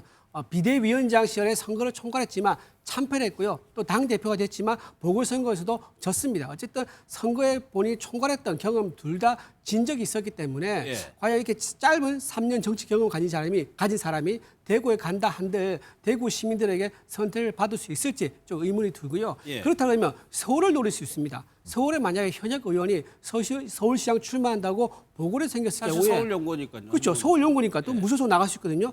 그렇게 되면 본인 당선되기 위해서 친한계가 붙을 거예요. 그런데 국민의힘이 있는 친한계 인사가 붙어가지고 거기에 나와 있는 국민의힘 후보가 아닌 무소속 한동훈 후보를 도와준다면 이거 진짜 선거판이 어떻게 되겠습니까? 그렇기 때문에 제가 보기엔 선거 출마 가능성은 매우 낮다. 그리고 신당 창당 가능성은요. 제가 두 가지만 말씀드릴게요. 왜 가능성이 없냐면은 신당 창당하려면 전국에 5개 시도당을 만들어야 되거든요. 그러니까 조건이 있죠. 그렇죠. 그게 1,000명 이상이 됩니다. 그러니까 5개니까 5,000명의 시당원을 모집해야 되는데 본인 북코선트에 1,500명밖에 모으지 않았는데 어떻게 짧은 기간에 5,000명을 모으겠습니까? 그리고 의원들 따라 나갈 의원들 과연 있을까요? 비례의원들은요. 따라 나가는 순간 의원직이 상실됩니다. 의미가 없는 거죠. 그러면 지역구, 강남구에 있는 지역구들이 나갈 수 있을 건데 강남에 있는 의원들이 따라 나가서 창당한다. 그러면 그 자리에 당협위원장이 국민의힘이 새로 이제 임명이 되겠죠. 그러면서 그 다음이 없는 거예요. 그 다음 선거에 2년 뒤가 있는데 그 다음에 선거에서 떨어질 가능성이 매우 높죠. 그런데 현역 지역구가 있는 의원들도 따라서 나갈 가능성이 거의 없다. 그런 말씀드립니다. 이 부분도 한번 살펴보겠습니다. 박정훈 의원 같은 경우는 당 주인은 우리 당, 그러니까 친한계다라고 얘기를 했지만 여기서 한동훈 전 대표에서 이게 끝나는 것이냐. 강성보수 지지층에는 다음 타깃이 오세훈 시장이다. 이런 얘기가 나오고 있다고 하는데 그 얘기 한번 들어보도록 하겠습니다. 9명이 오세훈이가 불러서 밥 사서 밥 주니까 거기서 밥 먹으면서 온갖 아첨들을 떨던데 뭐 다는 아닙니다만 한동훈 똘마니들과 한동훈이 그리고 이 오세훈이를 비롯한 이 기회주의자들 사실상의 부역자들 이런 자들이 그 일종의 반장동혁 공동전선을 그동안 구축해 온 것 아니겠냐 그렇게 생각이 들어요. 참 정신나간 소리라고 생각합니다. 그렇게 다 잘라내고 누구랑 선거 치를 겁니까? 윤호개인 세력이랑 손잡고 그렇게 부정선거 외쳐가면서 무슨 선거를 치릅니까? 저는 뭐 그런 일개 유튜버의 그 비상식적인 유튜버의 말에 휘둘릴 필요도 없지만 만약에 그런 식으로 뭐 여론을 호도해서 오세훈 시장을 흔든다 그러면 그거는 뭐 당 간판 문 닫아야 되는 상황이라고 저는 생각합니다. 김재섭 의원은 일개 유튜버라고 표현을 했습니다만 실제로 강성 보수층 내에서 고성국 박사가 방금 얘기한 것 같은 여론이 어느 정도나 있는 거예요? 그래서 저는 지금 김재섭 의원의 상황을 굉장히 조금 순진하게 보고 있다고 보이거든요. 김재섭 의원이 오히려 잘못 보고 있다? 잘못 보고 있는 겁니다. 왜냐하면 지금 고성국 유튜버가 당에까지 입당한 상황이거든요. 실질적으로 볼 때 저는 뭐 장동혁 대표가 대표이긴 하지만 장동혁 대표가 실질적인 대표라기보다는 윤어게인의 세력이 얼굴마담 정도에 불과하고 있거든요. 그렇기 때문에 실질적으로 당내 여러 가지 의사결정이라든가 어떤 마쿠적인 조정 역할을 고성국 유튜버가 직접적으로 하고 있다고 봐야 되는 상황이라면 저는 고성국 유튜버가 지금 얘기하는 오세훈 서울시장도 어느 정도 조금 어떤 제거해야 된다 이런 부분들도 그냥 흘려들을 이야기는 아닐 걸로 보이거든요. 왜냐하면 이번 지방선거 이런 식으로 치러지게 된다면 오세훈 시장한테도 사실은 또 한 번의 패배가 예상될 수 있는 부분인데 그렇다면 오세훈 시장 같은 경우는 무조건 차기 당권에 도전할 수 있는 상황이거든요. 그렇게 되면 어쨌든 한동훈 전 대표는 어쨌든 이번에 제명을 해버렸지만 오세훈 전 시장이 가장 강력한 윤어게인 세력의 대항마가 될 가능성이 크기 때문에 그렇다면 오세훈 시장에 대해서도 어떤 조치를 해야 되거든요. 근데 오세훈 시장도 그런 차원에서요? 오세훈 시장도 참 불행한 게 보면 지금 명태균 이런 어떤 여론조사 관련해서 지금 기소가 돼 있는 상태이기 때문에 예. 지금 당장 서울시장 출마하는 데 있어서는 그런 부분들이 정치적 기소라고 해서 서울시장에 출마까지는 할 수 있지만 만약에 선거가 끝나고 나면 그 부분을 문제 삼아서 또 제명이라든가 당원권 정지라고 하는 이 부분을 또 할 수도 있는 부분이 있거든요. 예. 왜냐하면 기소가 되면 무조건 탈당을 하거나 어떤 징계 조치를 할 수 있도록 돼 있기 때문에 그렇다면 이번 선거까지는 오세훈 시장을 어떤 서울시장 후보로 해서 지방선거까지 뛰게 하되 만약에 그 결과 나쁠 경우에 그리고 차기 당권에 도전할 가능성이 높을 경우에는 오세훈 시장에 대해서도 제2의 한동훈 제명처럼 어떤 형태로 징계가 차기 당권에 도전하지 못하도록 징계를 취할 가능성이 굉장히 크다. 예. 그렇기 때문에 저는 김기섭 의원이 지금 차포되고 나면 어떻게 하겠냐 얘기는 하고 있지만 이 상황 그럴 자체가 수도 굉장히 있다. 녹록치 않은 상황이다. 그렇기 때문에 그 부분에 대해서는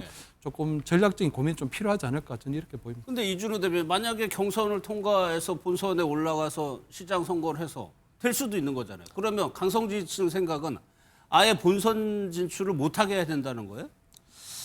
강성 지지층들의 생각이 뭐 오세훈 서울시장을 진출 못하게 된다 이런 것보다는요. 예. 이기는 사람이 나가야 된다라는 그 생각이 더 맞겠죠. 왜냐하면 지금 오세훈 시장이 이번에 나와서 당선이 되면 예. 5번째 서울시장이 되는 건데 과연 5번이나 서울시장 할 정도로 필연성이 있느냐, 그 필요하느냐 이런 의문을 가지는 사람들도 많습니다. 아니, 그러니까 이기는 선거라면 오 네. 시장보다 더 경쟁력이 있는 후보를 내세운다는 뜻인데 네. 그런 후보가 있나요?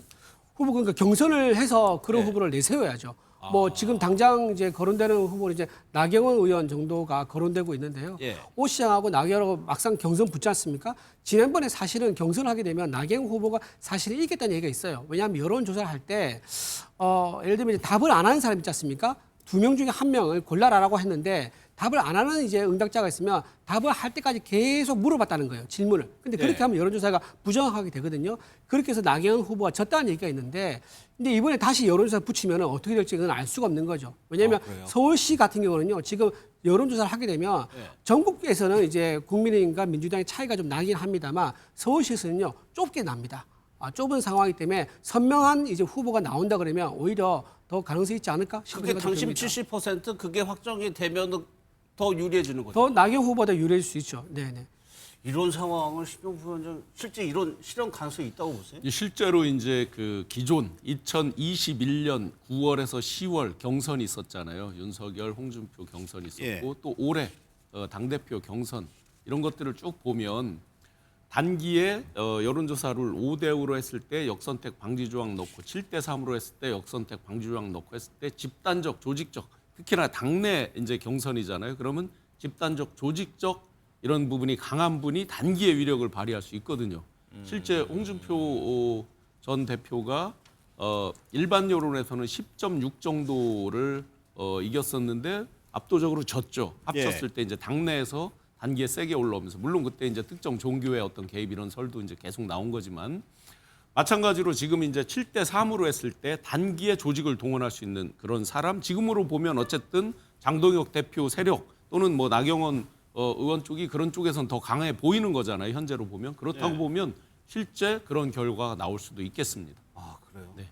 그럼 더 나가서 오세훈 시장을 넘어서 이준호 대변인 지금 더 이른바 친한계라고 불리는 세력에 대해서도 무언가 뭐 제재랄까 뭐 김정혁 전 최고는 이미 올라가 있고 이런 것도 네. 이어지는 상황입니까? 이어질 거라고 봐야 지금 돼요? 이제 징계에 올라가신 분이 친하게 2명이지 않습니까? 네. 이 2명에 대해서는 이제 공식적으로 이제 사안이 있으니까 올라와 있는 건데 그걸 확대해 가지고 친하게 전반으로 겨냥해 가지고 뭐 다 하겠다, 징계하겠다, 다 뭐 정리하겠다 이런 건 아니죠. 그래서 김정혁 이제 최고 같은 경우는 당원권 정지 2년이지 않습니까? 예. 근데 이게 한동훈 이제 전 대표의 경우처럼 징계 수위가 너무 높아서 문제다라고 하면 이게 최고위 가서 당원권 정지 2년이 1년으로 줄어들 수는 있습니다. 그 정도의 이제 변화가 있을 정도이지 예. 이걸 전체 친한계 의원들 다 확대해가지고 해당 행위하는 친한계 의원들 전부 다 데리고 와 해서 징계하는 그런 상황까지 벌어지지 않을 거라 봅니다. 그래요. 네. 알겠습니다. 일단 뭐 국민의힘 상황은 장동혁 대표가 단식을 시작했기 때문에 일단 뉴스의 시선은 그쪽으로 쏠릴 수밖에 없는 상황입니다. 그리고 나서 한동훈 전 대표가 어떻게 이거를 대응해 가느냐에 따라서 한 열흘간 그때 어떻게 흘러갈지를 봐야 될 것 같습니다.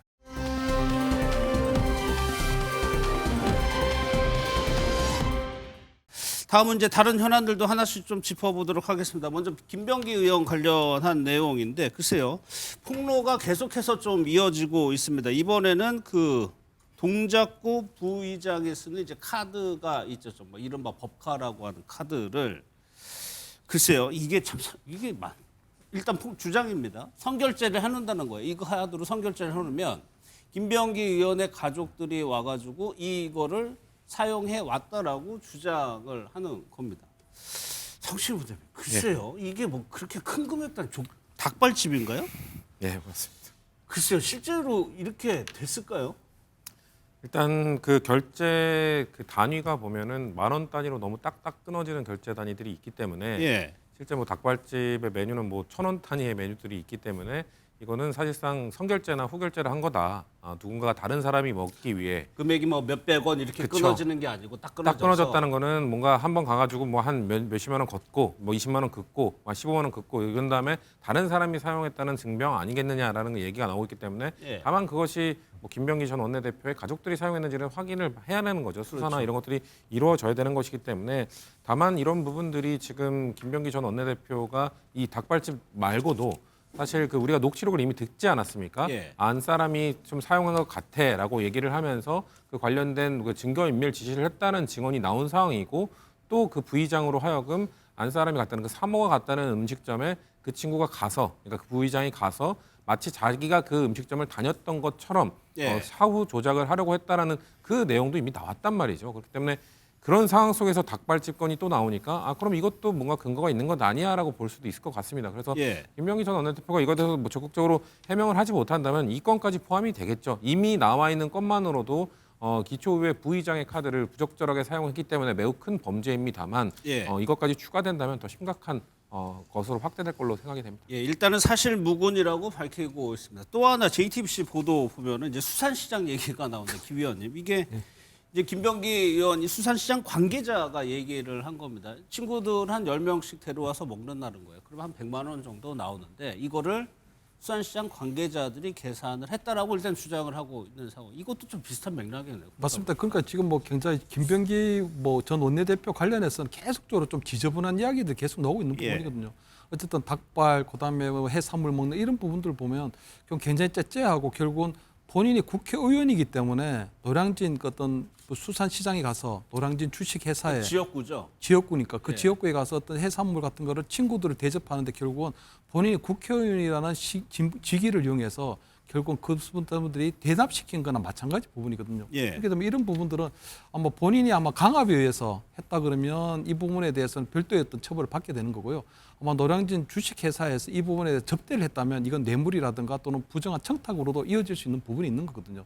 다만 저는 이러한 부분들이 김병기 전 원내대표의 어떤 단독이라기보다는 국회도 보면 국회에서도 보면 농해수산위원회나 이런 데가 보면 노량진에 가서 이런 식으로 식사를 접대받는 경우가 좀 또 상당히 있기 때문에 아마 그러한 부분들도 좀 관례적으로 이루어지지 않았을까. 그러니까 국회 농해수산위원회 보좌진들이나 의원들도 노량진에 가서 무엇을 먹을 때는 노량진 그 수산시장의 어떤 관계자들이 나와서 그냥 무상으로 접대하는 경우도 이거는 뭐 확인된 건 아니니까 뭐 그런 경우들이 왕왕 있기 때문에 예. 아마 김병기 원내대표 입장에서도 그냥 보좌진들이 이렇게 하고 아마 김병기 원내대표 그런 것들을 적당하게 즐기고 그냥 뭐 아무런 어떤 죄의식 없이 이러한 것들을 이용하지 않았을까 이렇게는 보이는 겁니다. 예.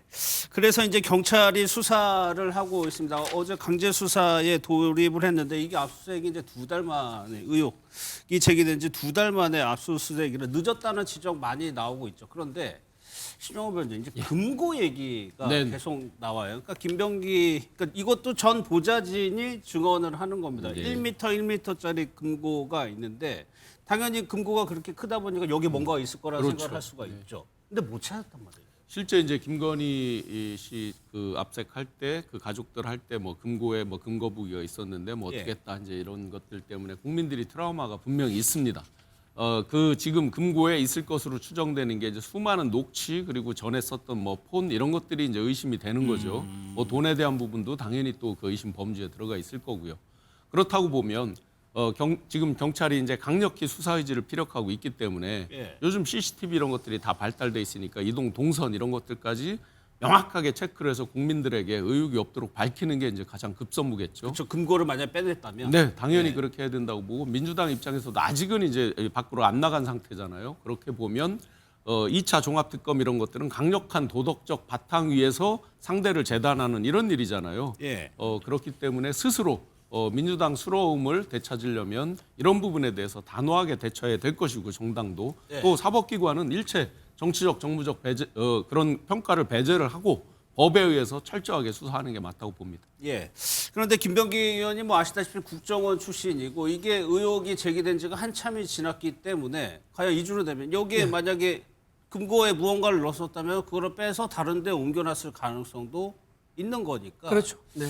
그러니까 부실 수사 이런 좀 지적이 있어요. 늦었다. 그래서 경찰을 못 믿는다는 얘기가 그래서 나오는 겁니다. 예. 지난번에 전재수 장관 압수수색 할 때도 의원실 앞에 서가지고 2시간 또 기다렸지 않습니까? 그 안에서는 파쇄기가 내내 돌아갔음에도 불구하고 문을 강제로 개방하지 않고 기다려줬습니다. 경찰이 또 김경 시원이 해외 나갈 때 출국 금지 안에서 도피도 도와줬고요. 예. 나중에 증거라고 이제 받은 핸드폰도 보니까는 핸드폰에 내용이 없는 거예요. 또 아이폰을 이제 강선호 의원은 아이폰을 제출했는데 그것도 비번을 알려주지 않으면서 주고, 그러니까 이런 식으로 해외도 도피하는 시간도 벌어주고 증거인멸할 시간도 주고 나중에 압수수색했는데 텅 비어 있는 깡통폰으로 받는다거나 또는 노트북을 확보하지 못한다거나 이런 식으로 계속 경찰이 증거가 나오면 어떡하지? 라는 그런 행보를 보이고 있는 거예요. 네. 거꾸로 증거를 확보를 하기 위해서 노력하시는 것이 아니라, 그리고 비밀 금고라는 것은 이 안에 굉장한 것이 들어있을 가능성이 많습니다. 김병기 의원이 그때 뭐 했습니까? 비명 행사할 때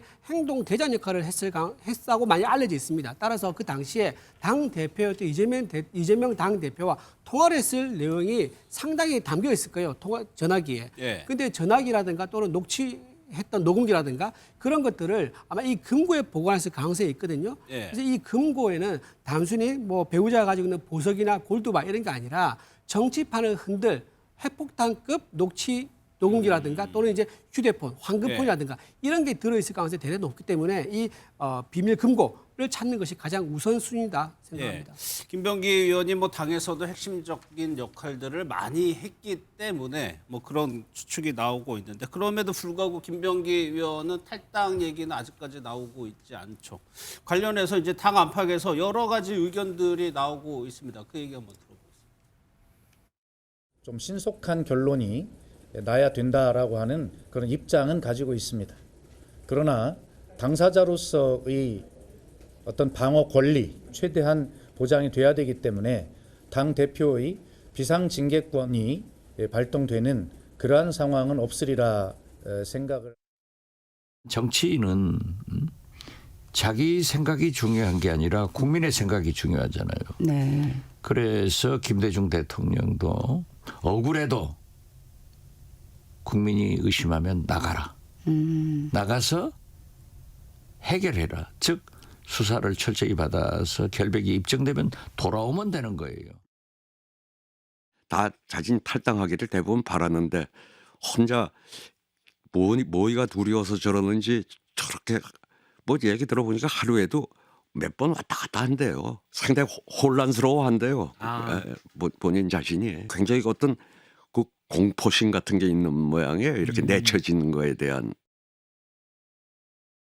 청취분들 지금 당내 스케줄을 보면은 그러니까 이번 달 안에 최종적으로 마무리가 된다는 겁니까? 그렇죠. 일단 재심 신청을 했으니까 제 윤리위원회가 다시 열려야 되고요. 거기서 결론을 내리면 이제 의총을 통해서 최종 결정을 하게 되겠죠. 근데 재심을 하더라도 결과가 바뀔 가능성은 좀 매우 낮다고 봅니다. 매우 낮다. 왜냐하면 국민의힘도 마찬가지입니다만 뭐 보통 예를 들면 공천을 할 때 총선 때 그때는 공천위와 재심위가 따로 있거든요. 그러니까 심판의 주체가 달라집니다. 다른 사람들이 다른 시각으로 볼 수 있기 때문에 내용이 좀 다르게 나올 수도 있는데 지금 대부분의 지금 정당들의 윤리위는 그 첫 번째 판결과 재심 자체를 다 윤리 똑같은 구성원들이 하기 때문에 어차피 추가적인 증거가 드러나지 않는 한 어차피 같은 결과가 나올 겁니다.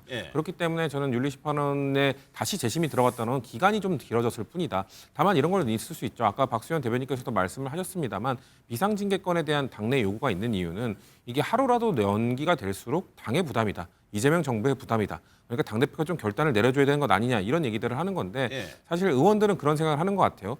저는 뭐 의총이나 이런 단계에서 그 반전은 절대 없을 거라고 보는데 의원들은 그래도 십수년 함께했던 동지에 대해서 그 사람이 한 달 달라고 하고 있잖아요. 한 달. 한 달 동안 대체 뭘 하겠다는 건지는 아무도 모르겠습니다만 예. 적어도 윤리위가 재심이 거치고 뭔가 그 기간이 조금 더 소요되면 한 2, 3주 될 겁니다. 그럼 사실상 한 달 달라고 하는데 한 2, 3주 줬는데 그 안에 반전을 만들어내지 못하면 예. 너가 달라고 했던 김병기 원내대표 당신이 달라고 했던 시간 그래도 어느 정도 줬는데 아무런 증거, 추가 증거나 반박할 수 있는 자료 못 냈잖아. 그럼 우리 정리할게라는 그 결단을 하는 시간을 어떻게 보면 주는 거기 때문에 저는 윤리심판원 재심 거쳐서 정상적인 절차를 밟아서 결국 징계로 갈 거라고 보고 있습니다. 아니 근데 반전은 없을 거라고 얘기는 했지만 이제 김병기 의원은 현역 의원이기 때문에 최고에서 제명을 의결하더라도 현역 의원들의 의견을 물어보는 그렇죠. 절차를 겪어야 된단 그렇죠. 말이에요.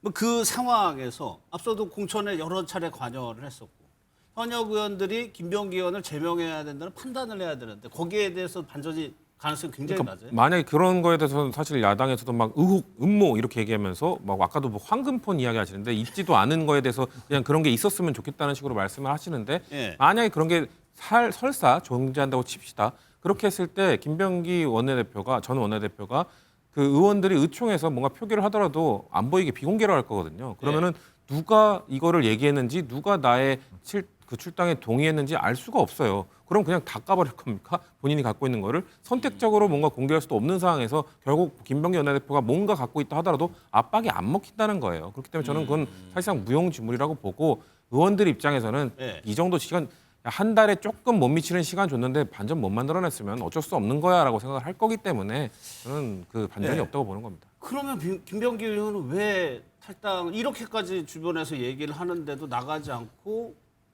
있는 이유는 뭐라고? 제일 크게 이제 본인이 쓴 글에 어느 정도 답이 있다고 보여집니다. 네. 본인이 쓴 글이 사실은 갈팡질팡 우왕좌왕이에요. 나가겠다는 것인지 아닌지를 헷갈릴 정도로 우산을 밖에서 자기는 안 씌워줘도 된다라고 이제 된 부분도 있고 그러나 자기가 스스로 나가지는 않겠다라고 했는데 그 앞 대목에 보면 뭐가 있냐면 의원들 스스로 의원들의 손으로 나를 원내대표로 만들어줬다라는 대목이 있습니다. 네. 그 부분에 있어서의 어떤 자존심, 자존감 이런 부분 그게 이제 마지막으로 남아 있는 것 같고요.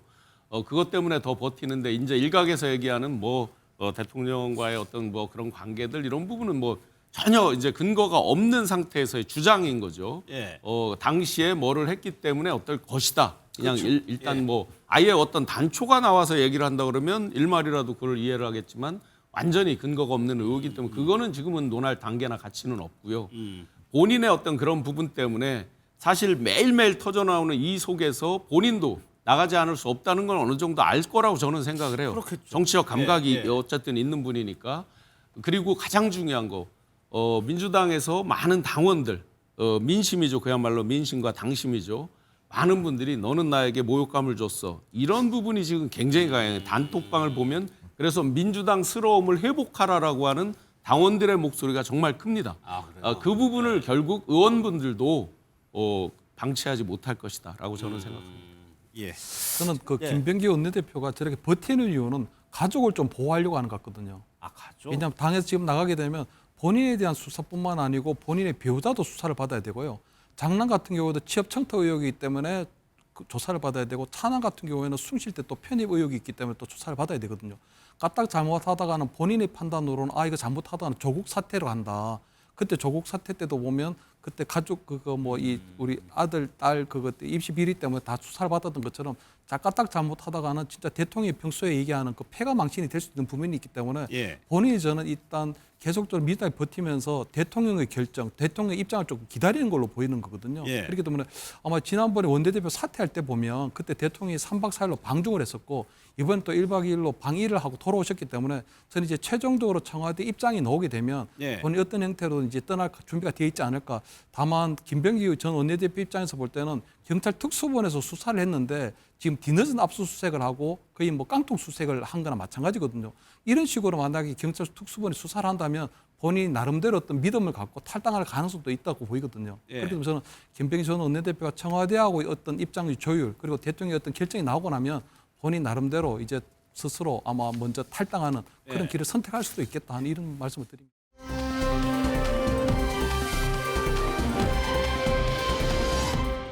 윤 전 대통령 관련 소식 이제 들어볼 텐데 내일이면요.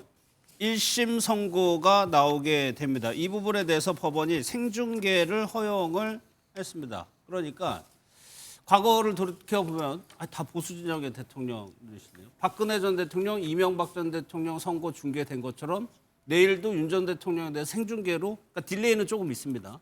생중계로 국민들이 볼 수 있는 상황이 된 거예요. 그래서 아무래도 이제 뭐 의미 있는 1심 선고가 되는 거니까요. 예. 지난번에 보면 그때 체포 방해 혐의로 그때 구형이 10년이 정도 됐었거든요. 그렇기 때문에 내일 아마 첫 번째 여러 가지 비상경과 관계된 여러 가지 과정에서 1심 선고기 때문에 아마 국민의 알 권리라든가 어떤 뭐 그런 차원에서 아마 생중계를 결정한 걸로 보이고요. 예. 저는 아마 구형을 10년을 했는데 아마 10년 아니면 무죄거든요. 이거는 10년 중간에 이제 어떤 감경의 사유가 없는 게 어쨌든 그때 최우진 설에서도 보면 예. 어떤 대통령의 어떤 사과라든가 어떤 반성의 자세는 없었거든요. 그렇기 때문에 어떤 감경의 요소는 없고 특히 아마 그때 체포 방해 혐의인데 그 부분이 보면 체포영장을 집행하러 간 예. 어떤 경찰 인력에 대해서 경호관들이 어떤 총을 보여주고 예. 적극적으로 아마 방해를 했던 부분들은 공권력에 대한 정면 도전일 가능성이 높기 때문에 저는 아마 10년 구형안대로 아마 10년이 아마 선고될 가능성도 상당히 높다. 뭐 이렇게 뭐 예상이 됩니다. 그러니까 내일 선고가 관심이 받는 게 물론 내란 관련 재판은 아니지만 법원이 지금 계엄과 관련해서 파생된 사건들에 대해서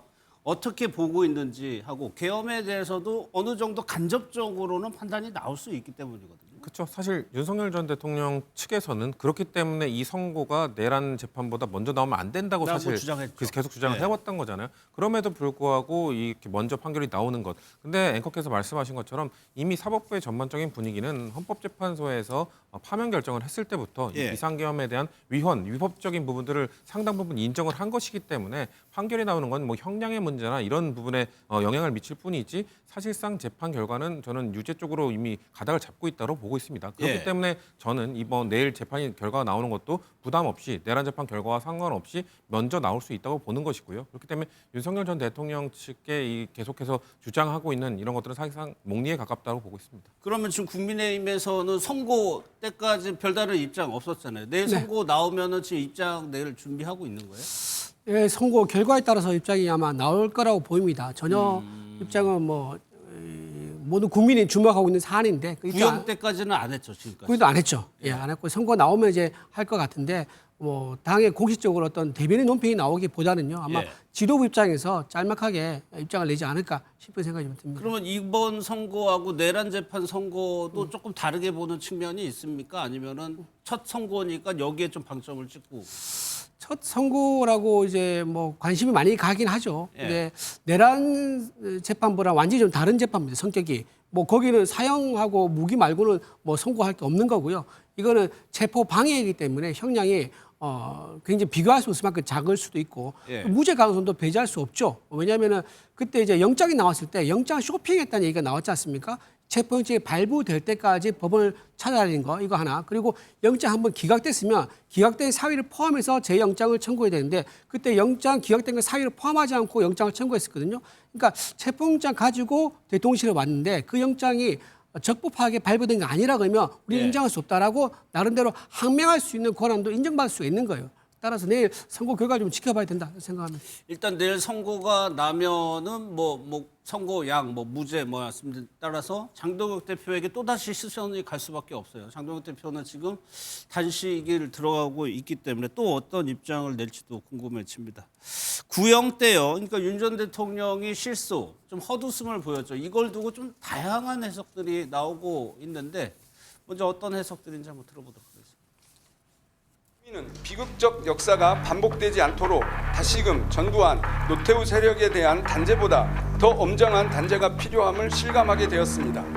이에 피고인 윤석열에게 사형을 구형합니다.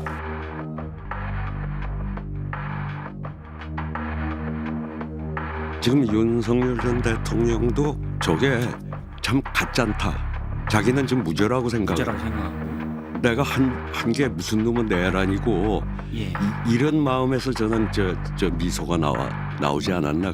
대통령은 지금도 계엄에 대해서 전혀 후회를 안 해요.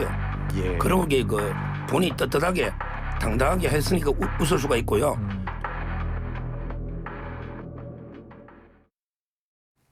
그럼 요약하면 오만인 거냐, 허세인 거냐, 아니면은 당당한 거냐. 성시훈 대변인은 어느 좀 어떤 생각이세요? 근데 방금 들었던 유인태 총장님과 서정욱 변호사의 그 뉘앙스나 톤이 좀 다르긴 합니다만 예. 결국 윤석열 전 대통령은 본인이 무죄라고 생각하기 때문에 본인은 떳떳하다고 생각하기 때문에 헛웃음을 지은 거라고 지금 볼 수 있는 거겠죠. 근데 저는 헛웃음 이쪽보다는 거의 전 자포자기의 웃음이라고 봅니다. 정말 윤석열 전 대통령이 본인이 끝까지 무죄라고 생각하고 있을까? 예. 저는 검찰총장 출신이기 때문에 특검에서 사형을 구형했다는 거에 그 무게감과 의미를 누구보다도 본인이 잘 알 거라고 생각합니다.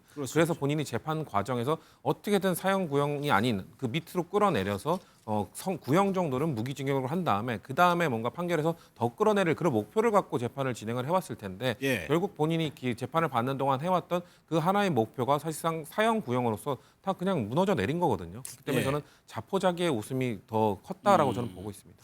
그런데 이런 해석도 있어요. 웃음을 여유라고 해석을 하면 결국엔 사면이 될 것이다. 그러니까 과거에 저희가 한번 전직 대통령들이 얼마 만에 사면이 됐는지를 저희가 살펴보니까 저는 이 부분이 좀 놀랐는데 전두환 씨 같은 경우에는 2년 1개월 살았어요. 불교가.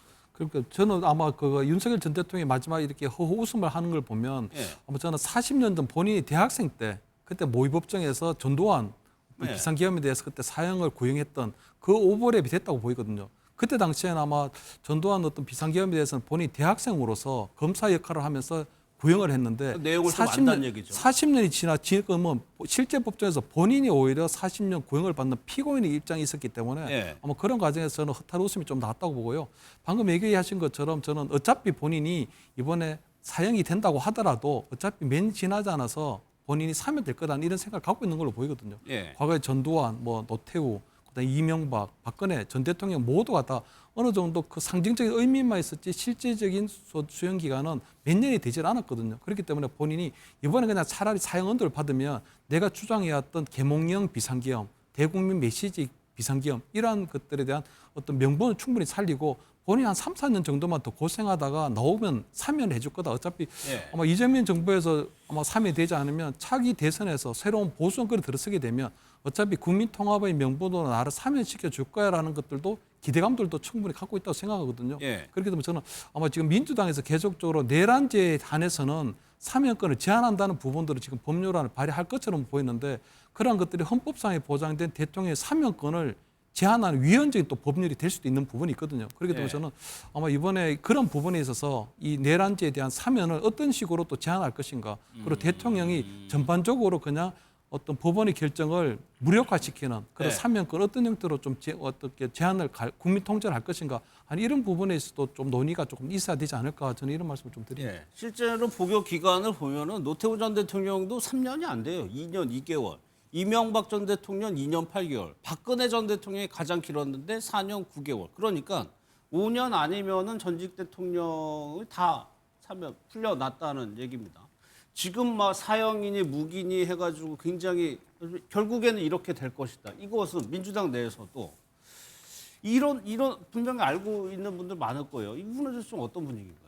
글쎄요, 뭐 지금 아까 말씀하신 뭐 방에서는 이 내란과 관련된 죄일 경우 사면을 못 받도록 하는 법안 이런 것도 얘기가 나오고 있고 지금은 국민적 분노가 상당히 높은 상황이기 때문에 이후에 대해서 벌써부터 이야기하는 건 너무 섣부른 것 같습니다.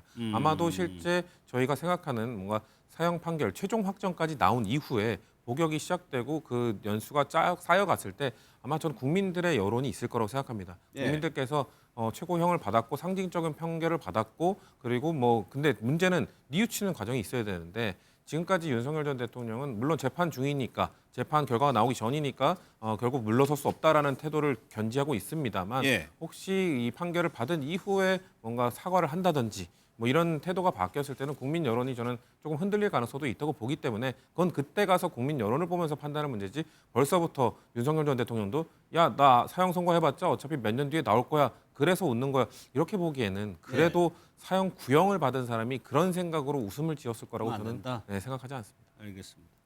윤 전 대통령에 가려 있는 인물들이 있습니다. 김용현 전 장관하고 노상원 전 사령관. 이 사람들의 최후 진술도 한번 따져볼 텐데 먼저 핵심적인 내용 보겠습니다. 이 재판에서 제가 무거운 형벌을, 무거운 중벌을 받을까 봐 두려운 것이 아닙니다. 이 재판 결과가 사랑하는 나의 조국 대한민국이 중국, 북한 공산사회주의 체제로 전락해서 속국으로 전락하는 그 마중물이 될까봐, 그 입구가 될까봐 두렵습니다. 자랑스러운 대한민국이 베네수엘라처럼 될까봐 두렵습니다. 저는 군을 떠난 민간인이지만 저를 믿고 의지하시는 장관님의 말씀에 충실히 따르려고 노력했고 이 점에 있어 추호의 미련이나 후회도 없습니다. 윤석열 대통령님을 한 번도 뵌 적 없습니다. 그러나 대통령님의 국민을 위한 충정과 열정, 진실성은 국민의 한 사람으로서 존경합니다. 먼저 김용현 전 장관의 저 발언이 우리나라가 중국이나 북한처럼 사회주의 체제로 전락할까 봐 두렵다. 지금 2026년이거든요. 이주로 되면 실제로요. 아니 저럴 가능성이 있겠습니까? 근데 실제로 저런 얘기를 믿고 있다는 얘기잖아요. 김용현 장관. 우리 남자들은 군대를 다녀왔는데 군대 가면은 우리가 훈련을 하지 않습니까? 그때 어떻게 배우냐면은 전쟁이 일어날 가능성을 염두에 두고 훈련을 배웁니다. 전쟁이 안 일어났다. 지금 정전 기간은 건 다 알고 있지만 평화로운 관계는 건 알고 있지만 그래도 군대 가서 복무한 기간 동안은 언제든지 전쟁이 일어날 수 있다고 해서 가정하에서 군 복무를 하지 않습니까? 이분들은 군인입니다. 군인이기 때문에 우리나라 안보라든가 국방, 그래 북한의 어떤 간첩행위, 중국의 간첩행위 이런 거에 대해서 늘 의식을 하면서 방어하고 또 그걸 이제 국민의 안전과 생명을 지키는 거에 대해서 최우선 과제로 생각하시는 분들이에요. 직업상 그렇게 평생을 살아오신 분들인 거죠. 그리고 실제로 중국 같은 경우는 민간이 들어가지고 우리나라 군사시설 가서 사진 촬영했지 않습니까? 항공모함이라든가 간첩행위는 간첩행위 했죠. 그런 거는 그렇다고 해서 사회주의 체제로 바뀔 가능성이 있다고 보세요, 이준호 대표께서는? 그런 식으로 해서 북한에서 또는 중국에서 와서 한국 사회에 있는 정보를 빼가면서 또는 한국인들을 포섭하는 거, 포섭한 거 이제 말씀드리면 민노총에 있는 간부가 동남아시아 가지고 북한 간첩 만나가지고 공작금 받았고 지령도 받았지 않습니까? 그리고 이태원 참사 났을 때 북한에서 내려보낸 지령이 뭡니까? 지령 문구 그대로입니다. 정권 퇴진이 추모다. 그렇게 구호를 외쳐라고 북한에서 지령 내려보냈는데 민노총에서 실제 행동했지 않습니까? 그런 거 보면은 북한 지령 받아가지고 사회 질서를 교란시키려는 그건 이제 판결문에 나와 있습니다. 사회를 교란시키려고 했기 때문에 그런 것이 방치되고 점점점 커지게 되면 정치권에도 친북 인사가 들어오면서 나중에 사법부까지도 우리나라가 지금 상권 분립 국가인데 북한이나 중국처럼 당 밑에 사법부가 있는 그런 현상이 나타날 수 있다라고 걱정을 할 수 있는 거죠. 그래서 저는 저분들은 직업상으로 안보만 생각하시는 분들에게 그런 관점에서는 충분히 생각할 수 있다. 해석하려고 그렇게 말씀하시는 거죠? 네, 저는 그렇게 해석을 합니다. 성추 대변인 어떻게 들었어요? 이 김용현 전 장관의 저 최후 진술. 뭐 왕상에 빠져 있는 거고 확신범이라는 생각이 들었습니다. 저분들은 진짜로 개몽한다라는 생각을 갖고 있었던 것 같아요. 최후 진술을 들어보면 윤석열 전 대통령 아까 우리가 특검이 뭐 마지막까지 그 정말 무기징역과 사형 사이에서 고민할 때 반국가 세력 이것 때문에 사실 사형 그 구형을 결정했다는 얘기가 나오고 있는데 지금 김용현 장관도 그렇고 윤석열 전 대통령도 그렇고 본인들과 의견을 달리하는 사람들은 반국가 세력이라고 규정하고 그 사람들에 대해서는 체포해가지고 사살까지 하려고 했던 그 계획을 꾸몄다는 의혹 이것 자체가 공산주의거든요. 본인과 의견이 다른 사람들 단 하나의 의견만 있어야 된다. 나랑 의견이 다른 사람들은 전부 처단해야 된다. 이런 식의 일체적 운영을 하겠다는 그 공산주의적 사상을 갖고 시도를 했던 게 계엄이거든요. 그러면서 본인들이 이렇게 될 경우 공산주의나 사회주의로 갈 수 있다라고 말하는 것 자체가 얼마나 모순적인 얘기인지 정말 글쎄요. 너무 안보관이나 이런 거에 심취해서 그렇다고 하더라도 전 절대 납득이 되지 않는 얘기입니다. 알겠습니다. 아무튼 이런 얘기를 했습니다.